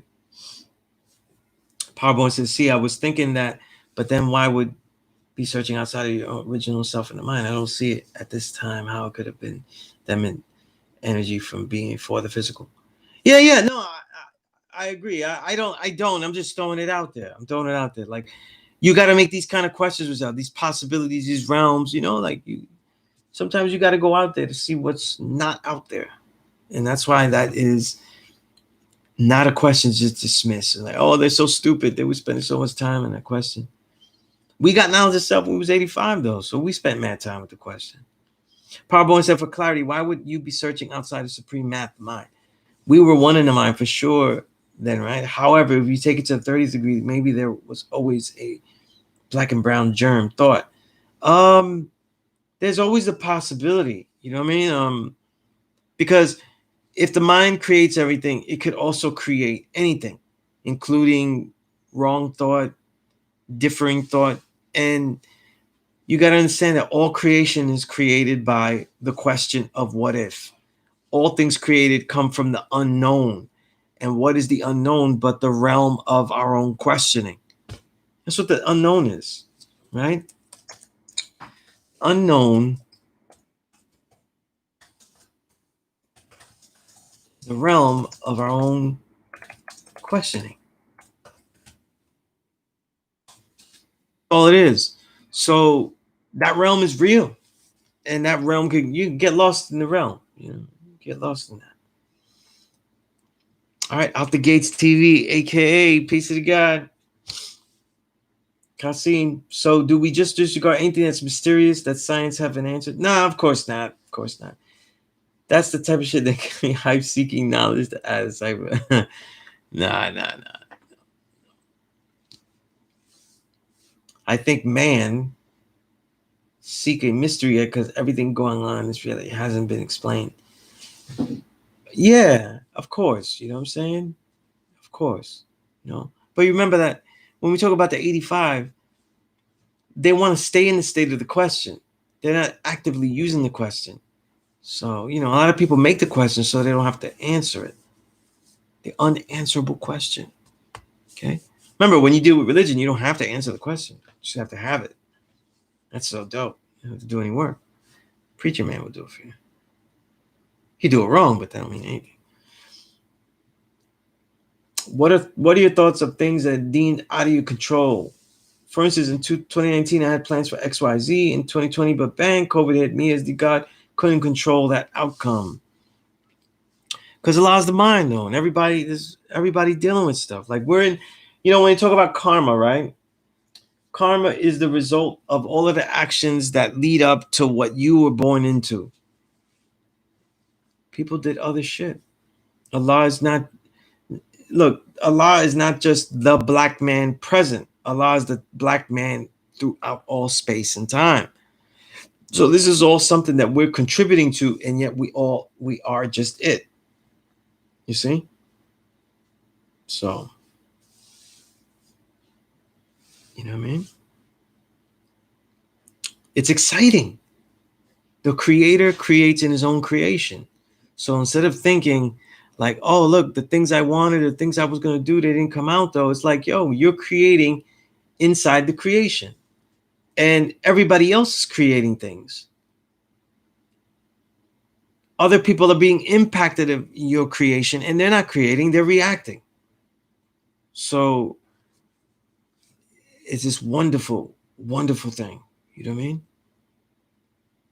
What a daring thing to do. You know what I mean? The original man knows some daring, mother, you know. 7 good, yeah, good for refining that though. But it's good stuff. It's good stuff. You know what I mean? And definitely Powerborn though. Yeah, that is the degree. That is the degree, the 38th degree.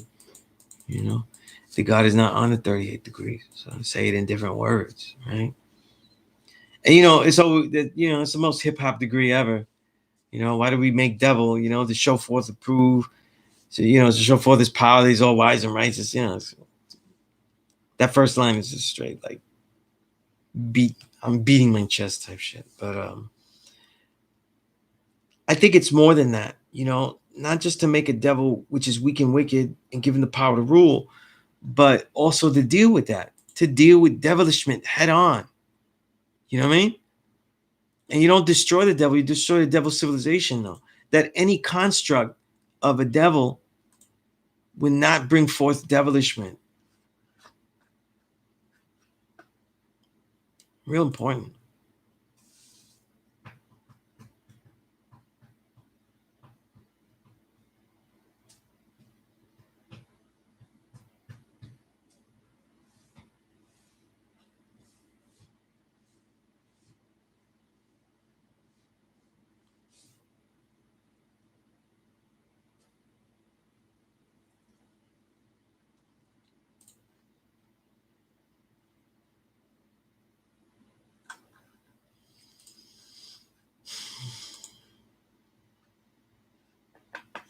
That's peace, God. New black knowledge, peace. I have never seen you or remember seeing you in this classroom. Powerborn, that's a favorite degree. Then the 37 is what I use to remind myself of staying righteous. Do you have a degree like that you use to set you straight if you ever fall off track?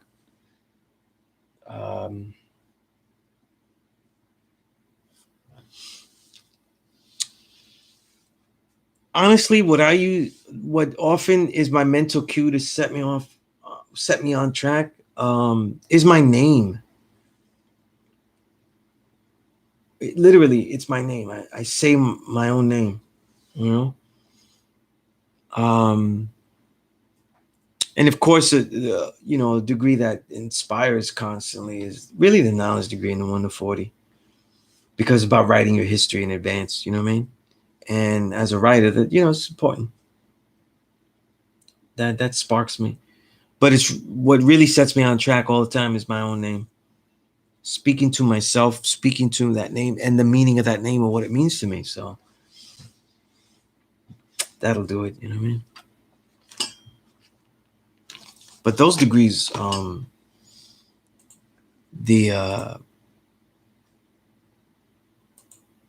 37th especially though is really one of the dopest answers. Allah is God on earth and heaven above, and it's just as true, for there's no righteousness in him, but he is not unseen. He is seen and heard everywhere, for he is all I see. And it's just a beautiful answer. You know what I mean? And that is a dope cue. That is, yeah.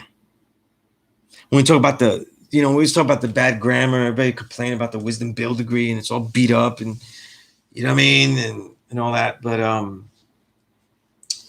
the degrees that are written beautifully don't get their credit for how well they're said and beautiful. 37th degree has a beautiful answer. You know what I mean, right? Powerborn said, "All right, I see that one of the students said the same as he unveiled his righteous attribute, be divine thought Allah." Yeah, I mean, you see, yeah. So we've been called so many things. You know what I mean? And then to make a righteous name, though, that when we call it upon ourselves and it says something, can't, you know what I mean? Like, a lot of times my mental cue is simple. Sun is, so the sun be, so the sun do, and I just do it, you know what I mean? Because it just is. So I expect this. You know, I expect supremacy. I expect excellence. You know, absolutely 793rd. Absolutely.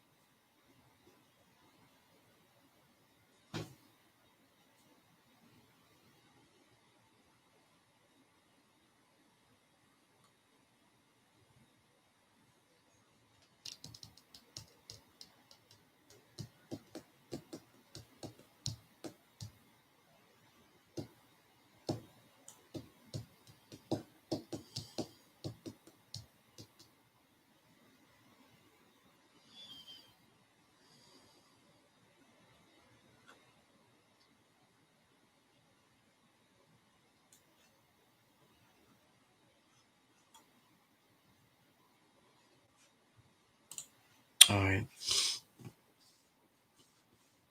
Truth brings God. That's right.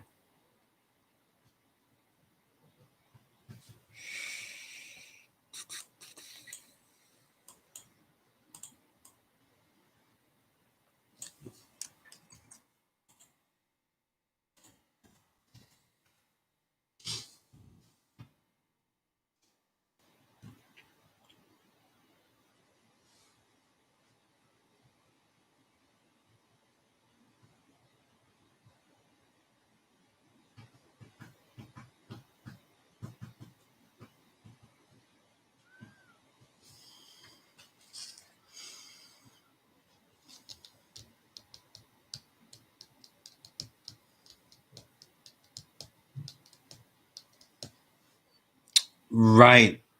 New black knowledge. However, though, not everybody says it's like something else that hit the earth, like, you know, a piece of Mars or something like that. You know, because remember, Elijah didn't say that actually. You know, that's a theory that people say now, right? But Elijah was actually saying that um, the original man blew that piece off.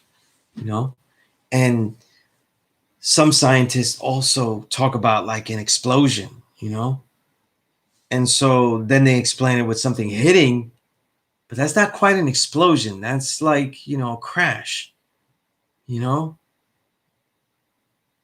So it doesn't quite, you know, answer. But some scientists have come with the idea, like Elijah, of some type of explosion, you know?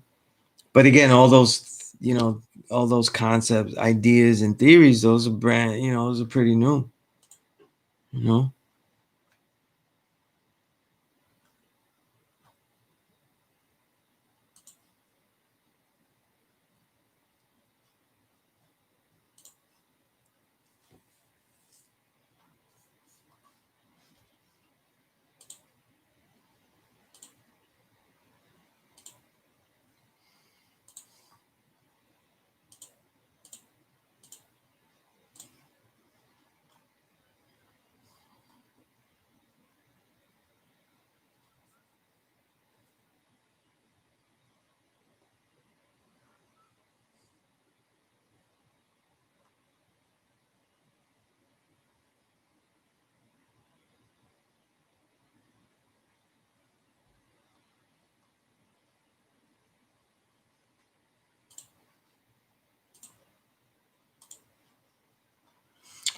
All right.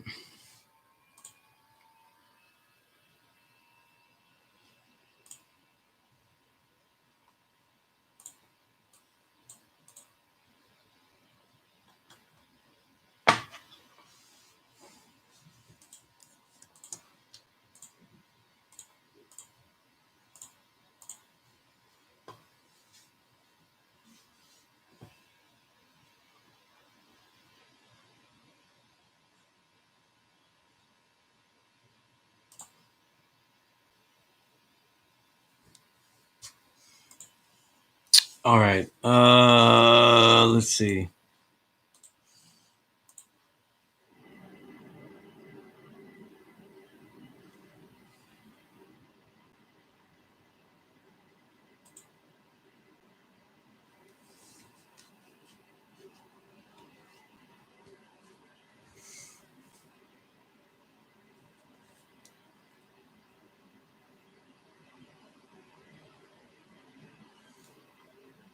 I'm looking for.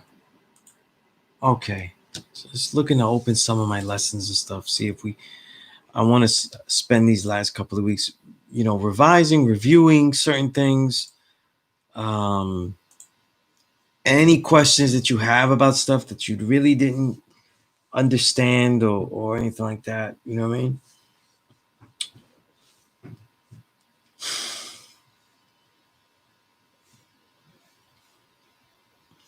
Powerborn say in our supreme alphabet, the 10th letter is justice.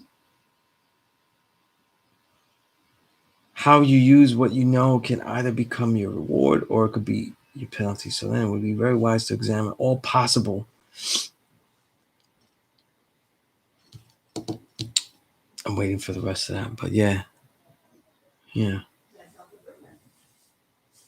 you see, like, especially with today's degree, you see how all of the degrees that we mentioned, how I've been putting them all in the same. I put the degrees, the 1 to 14 in the same context of the 1 to 40. We certainly see now Powerborn is putting justice into that context, right? Because the validation of the use of something and the continued use of something is really a form of justice, because you're going to sacrifice mass amounts of time studying something, right? So then it would be very wise to examine all possible outcomes that could happen when you get to the other end of your cipher. This is a snippet of my bill. Tough stuff. Tough stuff, Powerborn. No doubt, Saladin. All right, I see God. I see. I was very hard. I was very harsh on you last week, right? Don't think it won't happen again. I am known to be hard in particular ways, easy in other ways.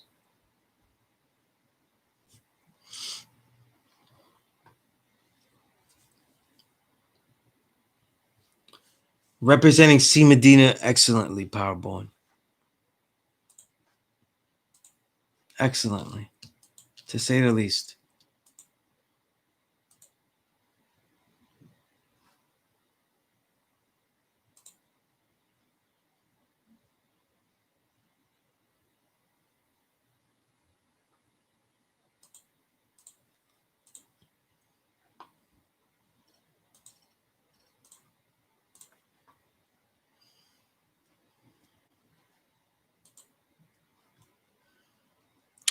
Let me just throw this stuff out at you all.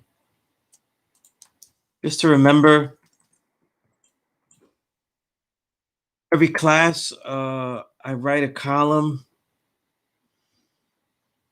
my Peace Course column in the 5% media site. And again, if any of you interested in writing any of bills, that would include you, Pablo, because it's good stuff.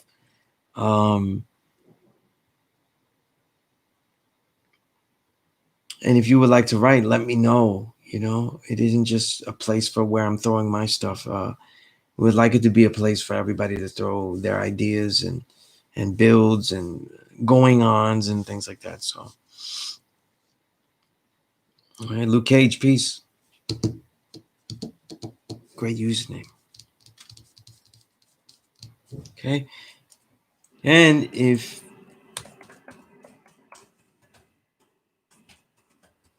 you really want to be engaged with this course, though, and not just be watching videos and stuff and have it be useful and tailored toward you, the two things you're going to do is ask questions here, explain yourself, who you are, the history you have, either here or you email me. And, we start to build a dialogue. You know what I mean? Okay. Some of the brothers that they might come in and say, "Oh, I'll watch you later." We've built a dialogue, and I expect you to take that time to study, and you could watch me at 2 times speed and talking as fast as possible, and catch up on these classes and stuff, and really have a sizable amount of questions and stuff that you can ask. If you notice, a lot of the assignments I have are not just in being able to utter your unique ideas, but also your questions. Okay, we often are not good at answering at devising questions. We're so worried about answering questions, right?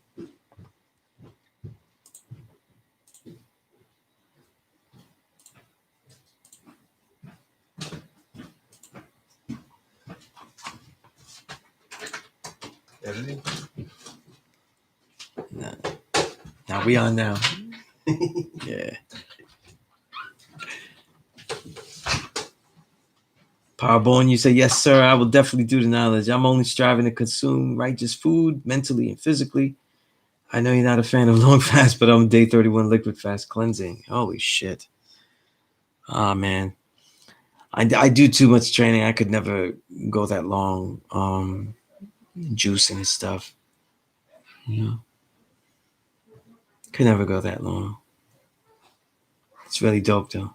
It's really dope. Get yourself where you need to be, then you build yourself up. You know what I mean?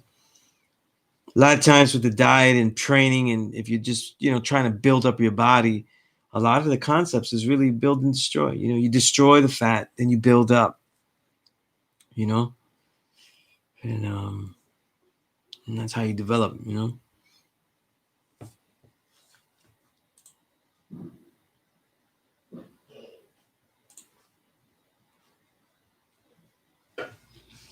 By man, your 31-day liquid fast, man. By the fifth day, I'd be trying to juice every damn food I love.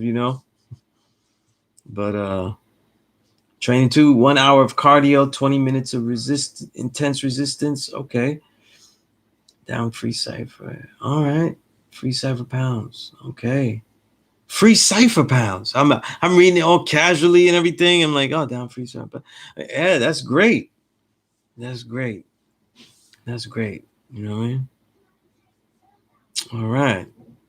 Powerball trying to be a model now. Shit. About to check it out. I'm gonna have to look on your Instagram though. It'd be a total that way I could do the knowledge though. I might not be able to identify you. You know what I'm saying?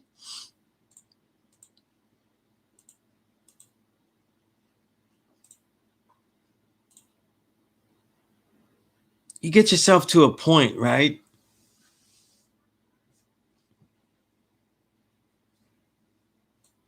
You get yourself to a point, right, where your diet, you can comfortably eat a mass amount of good foods, quality foods, and it becomes a standard of what your body demands, and it'll even reject the wrong foods. You know what I mean? Even when I have like vegan treats and stuff, my threshold is very low. It starts literally not to taste so good. Things taste too sweet, they're off point, and I don't have a great threshold, for like vegan ice cream and things like that. The threshold is very low. So these are good things, because you can have select things. First 9 days was water. It's good stuff. I don't advocate that for everybody, Powerborn. Start seeing Powerborn. I'm surprised you didn't start to see the trillions of years. You know what I mean? You start seeing shit after all that. You know what I mean?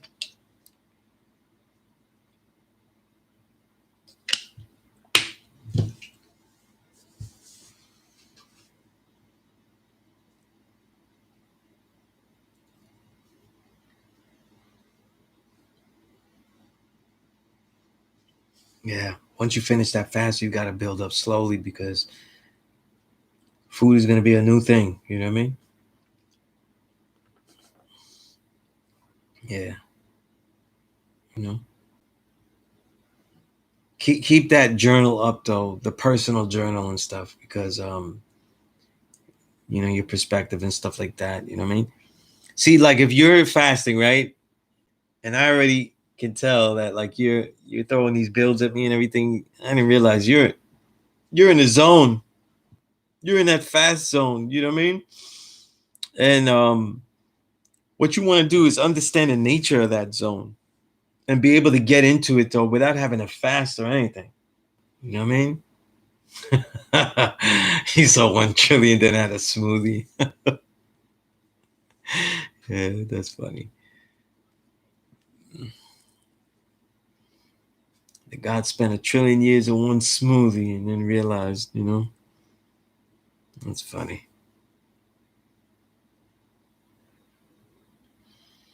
Seven nights actually have been one mealer per day for the most part, so no one would be in adjustment mentally as well as physically. Powerborn said refeeding sickness is real. Absolutely, absolutely. You want to make it a culture, you know, where you could be comfortable, you know, and really, you know, I want you students to be able to, you should be able to fast like when you need to, you know, and be comfortable, you know. As far as my diet, I listen to my body very closely. So sometimes I'll have 3 meals, sometimes I have a meal before I train, sometimes I won't. Um, I adapt it to the times and stuff like that. You know what I mean? And how I'm training and all that and stuff, and how I'm writing, how efficient I am reading and stuff. You know what I mean? Hmm? A lot of times it's not how much you eat though, but also the times and how it processes and how you eat, the way you eat. You know, how intense you eat, how fast you eat, how calm you eat. You know, these are things that How to Eat to Live should have been were the real jewels in How to Eat to Live by Elijah Muhammad.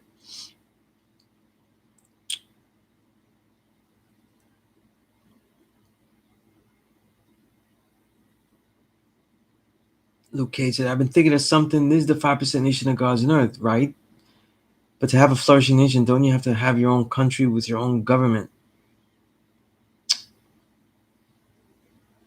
A country in this sense would be a piece of land. That's what most countries are being known as. Not in the definition that we're saying. Of course, that is a goal. That would be a goal for many. Not all, for many. Right, Luke? Your own government, though, would be basically what? Something that actually moderates and keeps the distribution of the society of all those in that nation in accordance with what? The law and the order. So technically, we wouldn't need a typical type of the government would be off point. And what we define as a nation, Luke, is much different. We would define nation by its Latin root. That Latin root is nacer, which means birthright. It's where words like the Spanish nació, which means born, come from, right? And what is our nation? Our nation is what? Us, a very diverse, a very, a very, what's the word I'm looking for? There's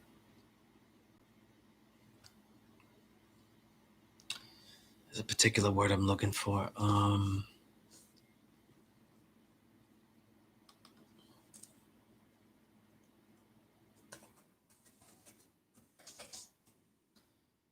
Let me see if I can try to find the word.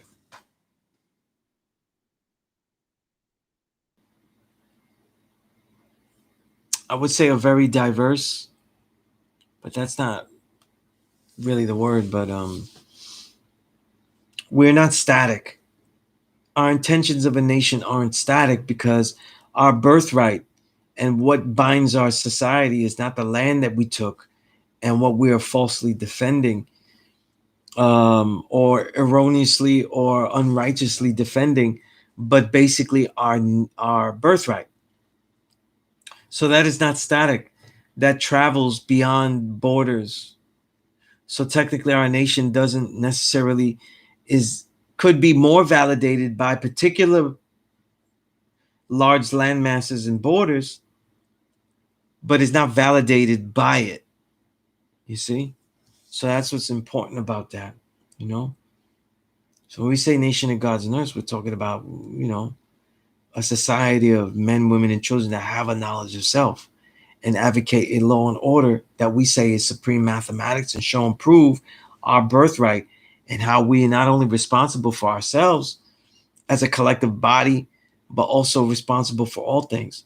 So see, the thing is, though, is that we are a nation because we all have a knowledge of self and live accordingly as that one family. That is the goal. And yet, unlike other nations that are actually have their own country, we're not intending to be responsible just for the area that we are at. But because of our particular birthright, the entire world is really our nation.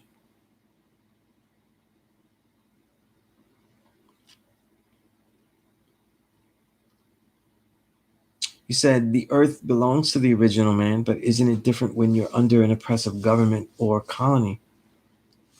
Well, let's go back to the birthright again.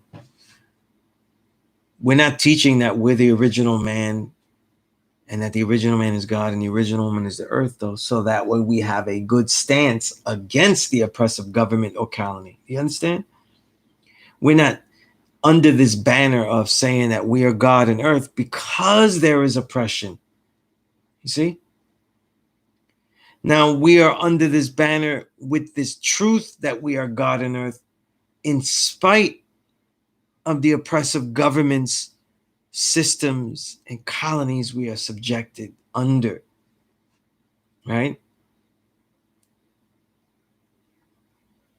So technically this exists whether we would like it or not. You see? And it's really just a unification of this concept. And it's also a challenge, a huge challenge, though, on what the idea of a nation is. Right? It's a good question, Luke. It's a good question. Right?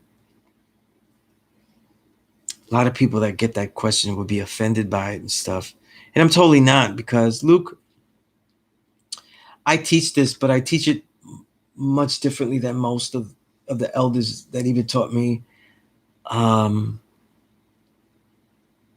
my mind, I'm even more, I have almost a Sufic nature, a nomadic nature with it. I'm not really, it doesn't validate anything if we build up this mighty nation and have this large massive country and stuff.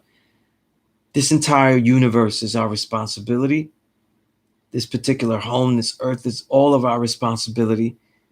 And if we use the word nation, it's just to remind us, though, that there is no real limit to how we can unify to direct that cause of responsibility that we have to the entire world. Right?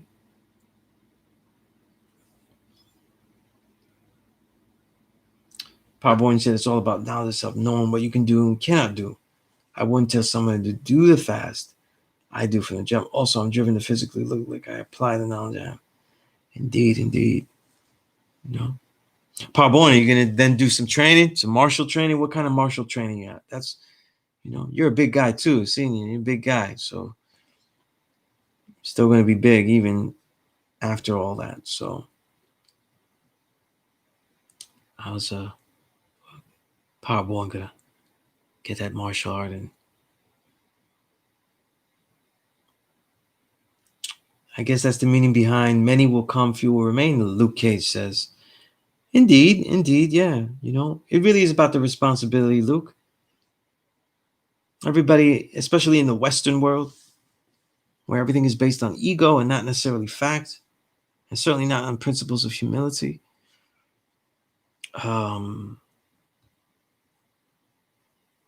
Most people get into this, though, because it is a title that seems to be acquired just on your phenotype. Well, he's African American, he's black enough, and so he's in it, right? But that isn't always the measure. You know what I mean?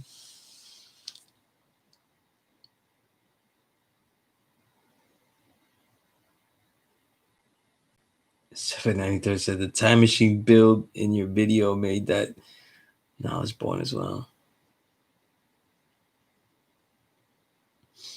Probably, yeah, I want to get back into. I don't know how to say that word, but I know what it is. Okay, so that's what you're doing, huh? That's dope.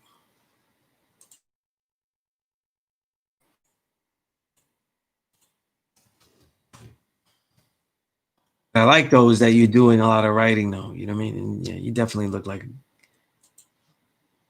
I could definitely see you doing jujitsu for sure. Me, I'm not trying to grapple anybody. I'm definitely not trying to floor game people. Although the floor game is always important.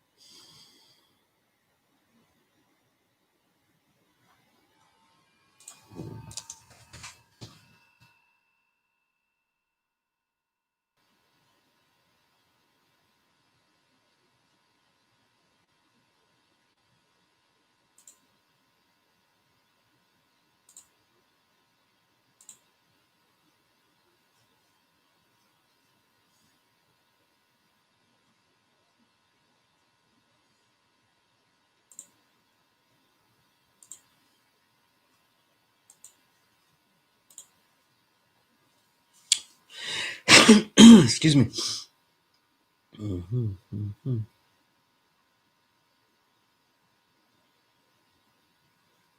I see. God, if you get a chance, I see. Check this video earlier because I talked about vaccines and the science of it and why people are against it, why they would be, the negatives about it, and just the science of it. So some more detail. But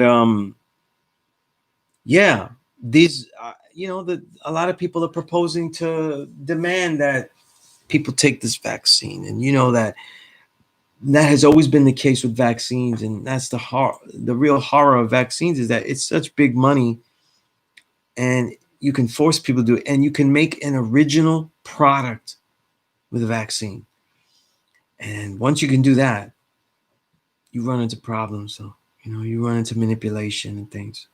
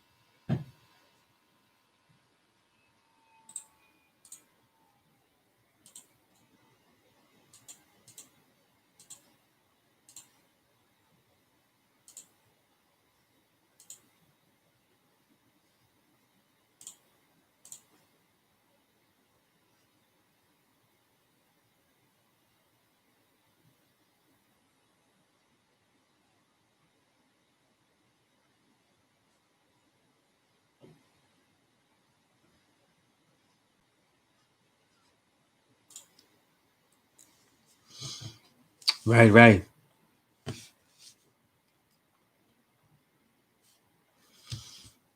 Yeah, I wish I had the time to timestamp the classes and stuff so you can see what subjects went on at certain times.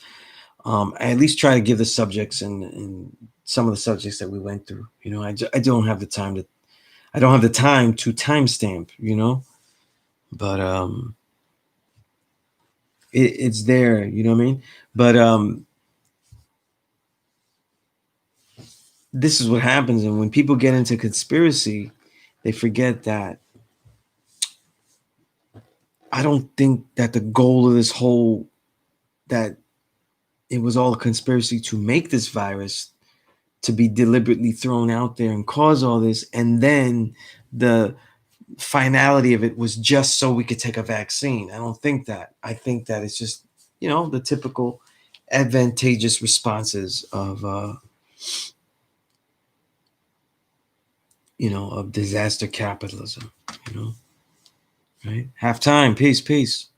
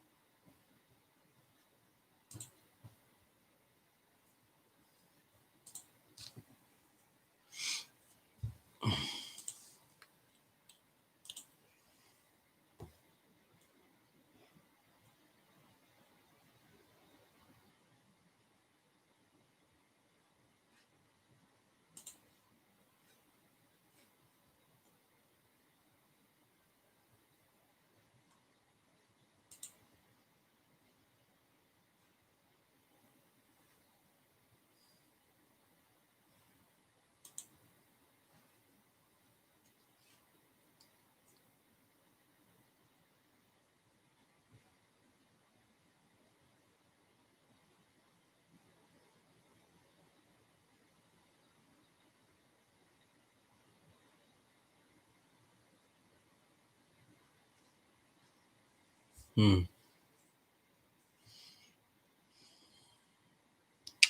I think 793, that population control is always a goal. You know what I mean? It's always a option. You know what I mean?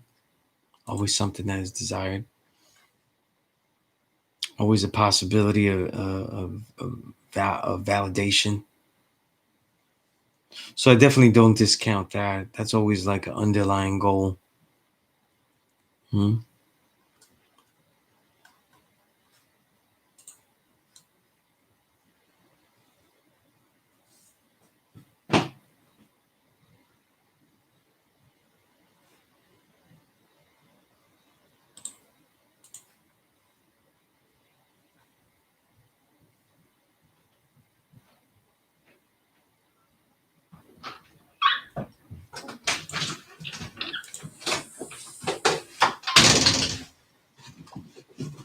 All right, peace, power. I see. Got my okay.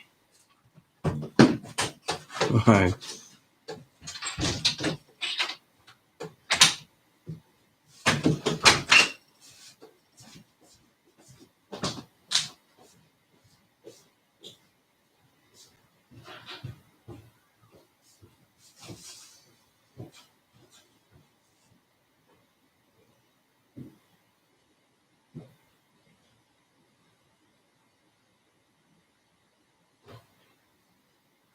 Hmm. A lot of times it's not really this trim the fat. It's it's for the mental effects on the people, the fear and everything. You know what I mean?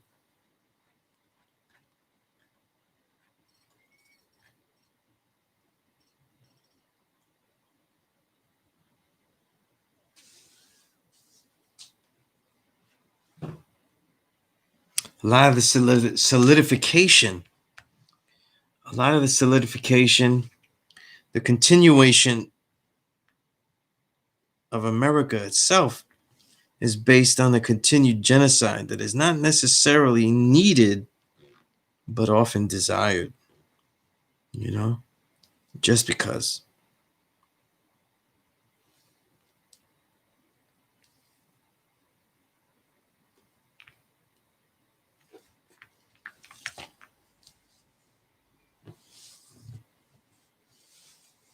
Not to get older, I can Is that a Darkimism? Does he say that?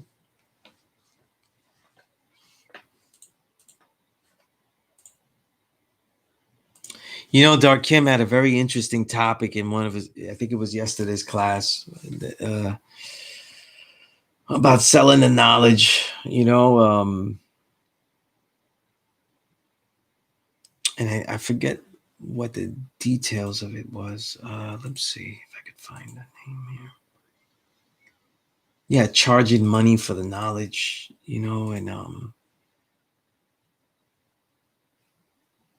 and that whole concept with that, you know what I mean? What's interesting is that that certainly is something that I have dealt with, heavily, you know.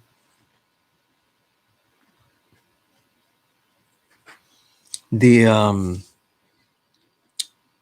Now, as of now, what is it? Starmel's book, The Righteous Way, the last of the trilogy of books he's written. Right? Let me see if I find that. It's finally released, and all three of those books I edited, the Righteous Way, the Golden Jubilee edition, the Infinity edition, and so and a lot of other people's books I have edited or co-edited in this nation. So this concept of the question of the validity of it, you know what I mean? The validity and the possibilities of, blood sucking through that. That's something that is always a question. You know what I mean? Is always a question. I think it's something that whenever you do anything, you know what I mean? Whenever you do anything, though, really, I find that you are always you always have to reckon when you have this knowledge of self with the concepts of that's funny, Papa. Uh, you always have to reckon with the ideas of am I making money off the ideas I have? So like if you make creative works, right? And I've written many creative works and I've performed creative works, you know what I mean? Do we do do how do we justify this? Do we put some of the insights that we have in it? Because we ought to. When we write things, how far do I go? Because I intend to charge for this. And do I make this am I charging for something that I would share freely? And then it becomes an issue.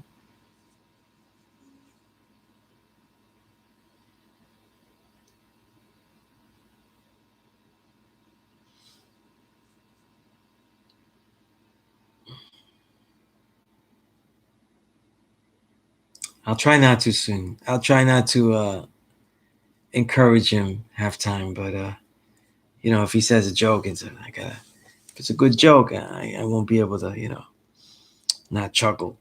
But how do we gauge people's sincerity with things? You know what I mean? How do we make sure that what they're selling is actually not like, the Righteous Way books are very interesting though, because especially with the new one, the Infinity Edition, that's certainly something that is incredibly insightful and next level, and absolutely something that technically I think would be very, very difficult to teach outside of having people read that book. You know what I mean? It's heavy, is what I'm saying. And at the same time, though, the genius of the Righteous Way books is that they don't replace going to school, getting a teacher. So they would be poor substitutes if they're looking for that. They're a completely different type of meal. You know what I mean?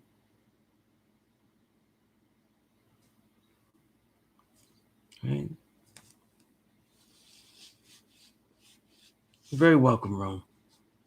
You know, I think that like for example, when I co-edited the Knowledge of Self anthology with Supreme Understanding, as he led that, he was the top editor. Um, certain selections I wrote, and certain selections I exclusively edited, but the majority of the book I did not. You know, in fact, I didn't know what the book looked like until it was out, and so it was in many respects it was as new to me as anyone else that read it. A lot of the stuff that I shared in there is stuff that I would give you students, just like you email me and I give you my plus lessons, you know.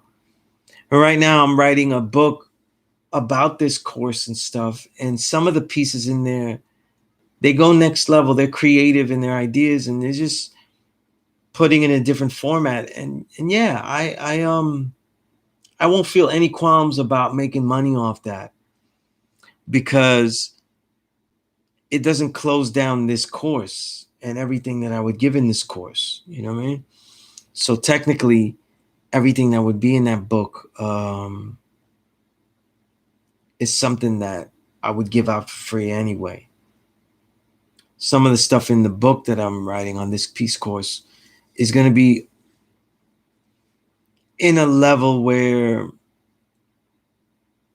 artistically it's a little bit ahead of what I would teach in the course, meaning that to appreciate it, you'd have to like see it with your eyes as a reader, you know what I mean? And try to capture the value.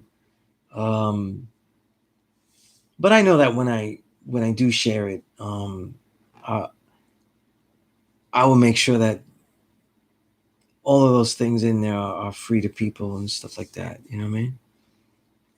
But again, it's a hard example, because this book, to make it simple for people, will be a blueprint for other people to build, and at the same time, I've given something free away every single week. And for those that are really in tune and really more engaged students with me, you understand how much I share with you all. You know what I mean? So it depends. You know what I mean? It depends on the individual. You know what I mean? When I did the Knowledge of Self book, I felt very uncomfortable selling it, because it didn't have that much that I wouldn't give it away. You know what I'm saying? Um, but I don't have an issue with somebody selling it, because it doesn't really replace the things that you need to learn, and that real culture of the gods and earths. But if somebody wrote a book showing and proving that black man is God, I don't see how that's the realm of our nation. That's an actual truth. You know that we teach truths and we are identified by those particular truths, but only because no one else teaches them. Not because no one else is privy to actually build. You could find someone that actually could show and prove these things. You know what I mean? So it's a whole bunch of things. You know what I mean? You know?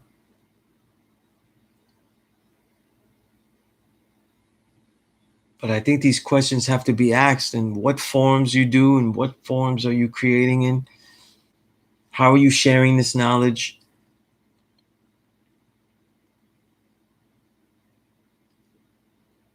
I don't know, 793rd. I love the way Emblem writes, you know what I mean? I don't know. In fact, I haven't been in tune with the guy. I haven't seen him on social media in years. And I never knew the God personally, like as far as like math and everything. And if I did have it, I don't have it anymore, um, to see how the God is doing. But that's a genius right there. 793rd, the how seems most important. Yeah, how it seems, you know what I mean?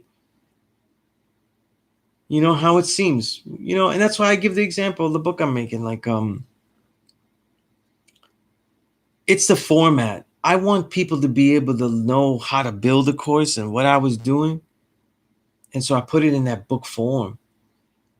And I have the right to do that because I devised this. I also have the right to do it because I continue to teach. And for any student that knows, that really knows me, that really has learned with me, knows that all the materials that I have and all the assets, everyone gets what they can from me, you know, as soon as they can. But a lot of the Peace Course book I'm writing too is really trying to show like a biographical aspect as well. You know what I mean? The experience of teaching this course, you know, and also trying to show the world that isn't with this knowledge of self. Um, what are the things that we teach, you know, like the framework, the pedagogy, things like that, you know what I mean? Or at least the unique approach that I gave, you know. But the truth is, for a lot of you students, that I probably, you know, give the book away. You know what I mean? But I have to write it. I have to write it. It has to get written. Some things have to get written. You know? A lot of things get written. You know what I mean? Because I'm a writer, but and then a lot of other stuff is disingenuous, though. You know what I'm saying? Because remember, the self-help books in general are hustle. You know what I mean? Right?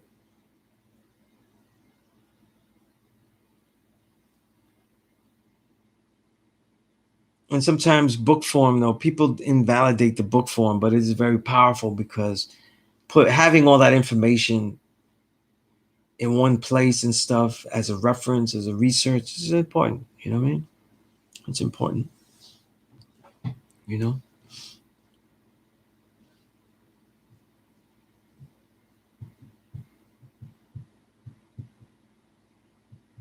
Me personally, I don't really have a problem because in everything, whether it's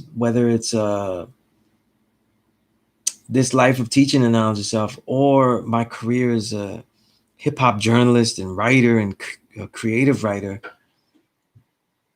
a lot of the work I've done, I've shared it freely. I mean, I don't see anybody having to pay me directly for pay out of their pocket directly to hear my podcast or my thoughts on hip hop.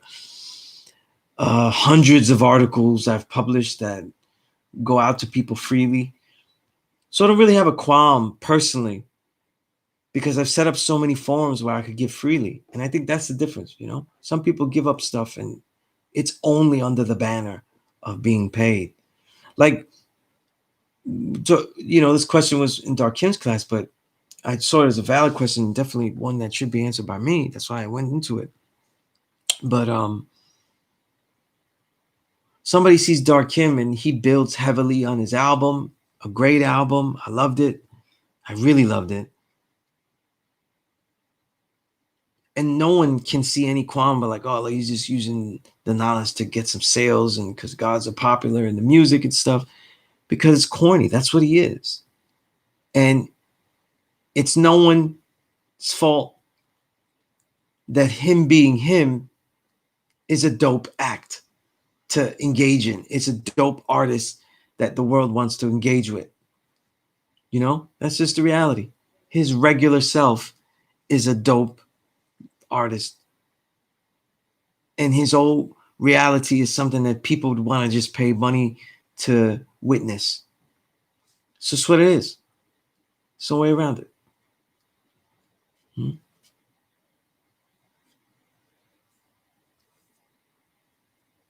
Right? So it's important.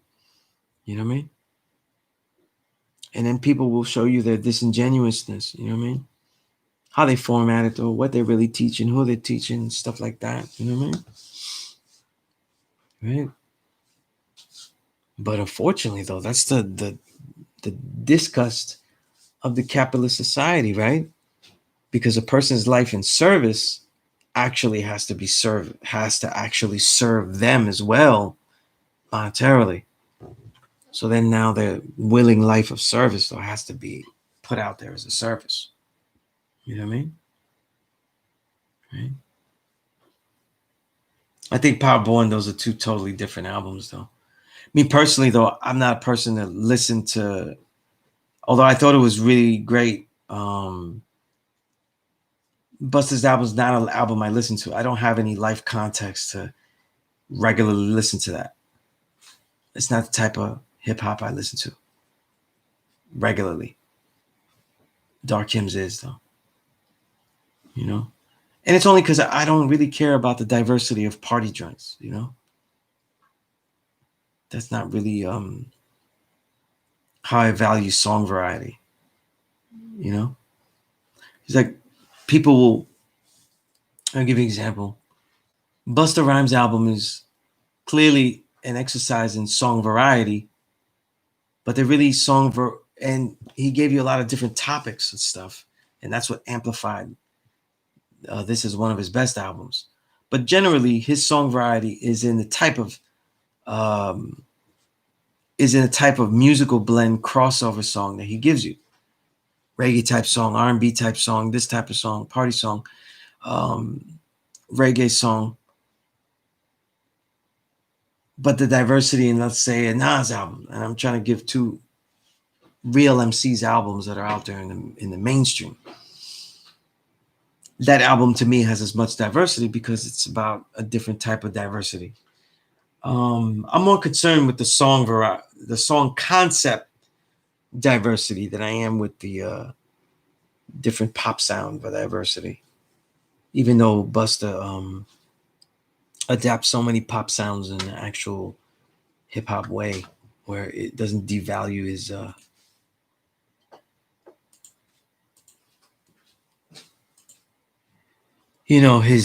his class, his realness, whatever you want to call it. You know what I mean?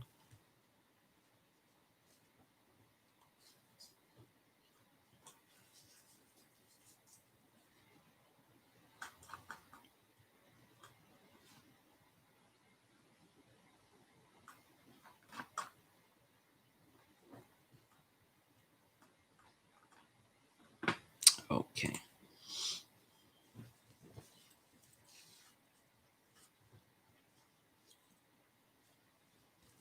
I could hear that. It's on half an hour. Yeah, I could see bracket it 10 times. It's about a half hour. So I basically heard the cuts needed once and was good enough. Good for him. Collabo R&B to pay the bills. Yeah, especially like in these days and times, like I don't see a place for them. I never saw a place for those songs in my personal life, so it doesn't really have a ring to it. You know what I mean? But it's a fun album. It's he's a real master. Well, halftime, that's your mistake if you haven't gotten it yet, right? I shouldn't have to be convincing you, right?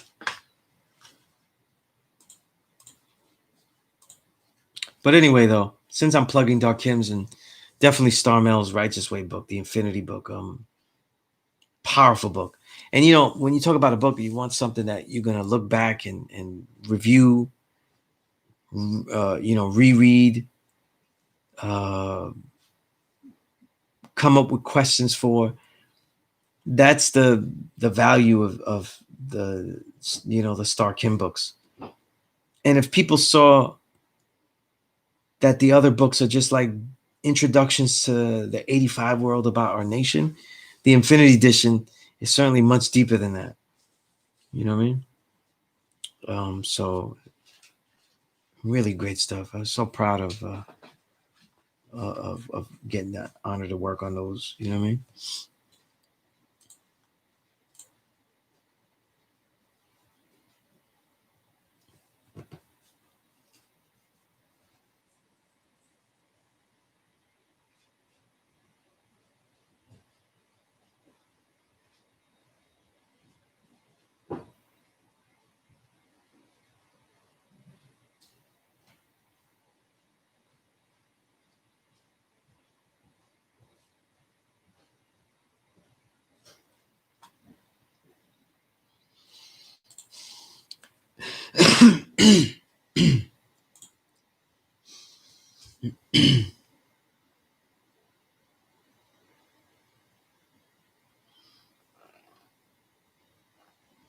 Indeed, indeed.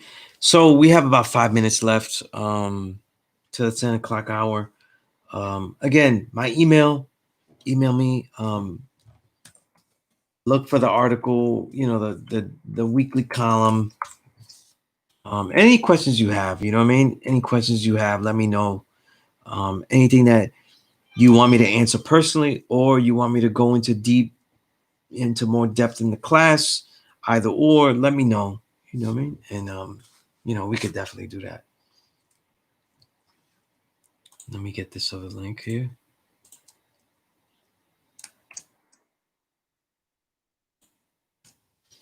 Or any questions about the columns and stuff. There's a lot of stuff I say in the columns and stuff, and it's okay if it goes over your head. You know what I mean? If they have any questions about it, you let me know.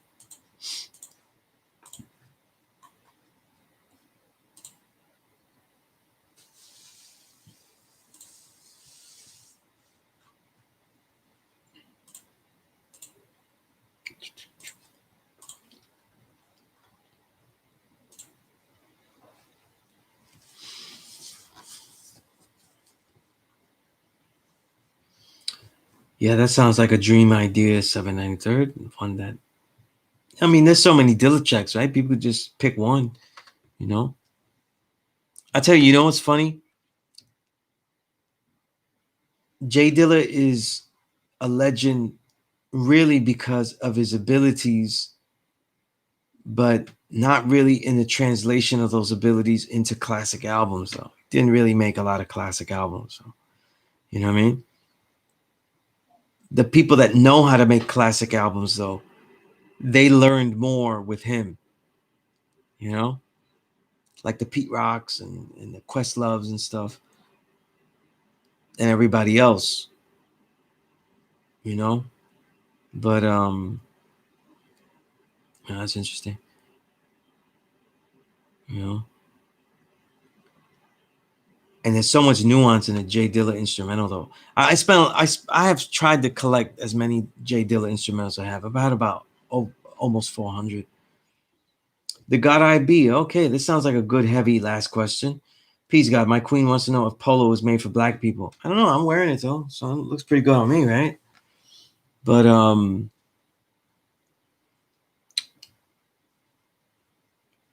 I get the insinuation of the question. You know what I'm saying? And the dart of the question, and it's well received though. It's in my back. You know what I mean? Here's the thing. When I wear this though, it means something a lot in my hip hop career. It means a lot with the brothers that I build with though, the organization, the Low Lives, building us up as brothers that were in the streets and have become a righteous organization of hip hop and cultural output. So that means a lot. You know what I mean? And that's why you see me wearing that. It doesn't mean that right, but usually is though. As far as made for us though, I could say this though, knowing the low life, the great low lives, my brother, my big bro Thurston Howe, Rakim, the God Rakim, aka Rudy Lowe, Rakim Supreme Shabazz, who gave me my L's, Thurston Howe, who named me Skill Illustrator, Rack Lowe. These are people that have worked, with Ralph Lauren. You know what I mean? And people like Ralph Lauren have learned more about our plight, about our reality, and have embraced aspects of that. Nothing can really replace the reality of our things being made for ourselves, but it's certainly to say something of companies that respect and do more to respect the reality of our own people. It's never going to look like it's made for us because we always define our people as like those who can't afford everything. But if you look at the Ralph Lauren line, it goes from extremely upscale to, you know, to high scale to extremely upscale. So everything's on a higher scale, but there are definitely higher levels. You know what I mean? And so I would say it's not made for everybody, but I don't think it holds that insinuation even from the company mandate that it's not for original people. You know what I mean? Definitely don't see that. And that's because of the work of really, it's really the work of the low lives and what they've done to, you know, like when you go and watch Very Ralph, right? If you have guys have HBO Max or anything like that, right? You can watch HBO stuff. You watch the Very Ralph documentary, you'll see what I mean, and you'll see what Thurston House says, and that embrace of that reality. You know what I mean? Hey, if you can, you can, right? You know what I mean? But what I'm saying is that there are definitely people that invest in our people. You know what I mean? And it isn't just you know, like a lot of other companies though. It's a little bit different. You know what I mean? Definitely much more sincere than the typical. You know what I mean? This isn't like you know the Gucci stuff or things like that. You know what I mean? It's much different. You know that I definitely could say. You know, right? Yeah. You know. So good question though. I'm sure there's more that I could say on that though, but we're past 10 o'clock. It's time for me to end this class, and we'll be doing these online and stuff like that for probably most likely the rest of this month. All right, until things get different and I can get back at the school. All right, and those secrets of why are in during this class session. So go back and rewind and find that out. So with that said, stay healthy, build strong, no, and develop your questions before you develop your answers and explanations. Peace.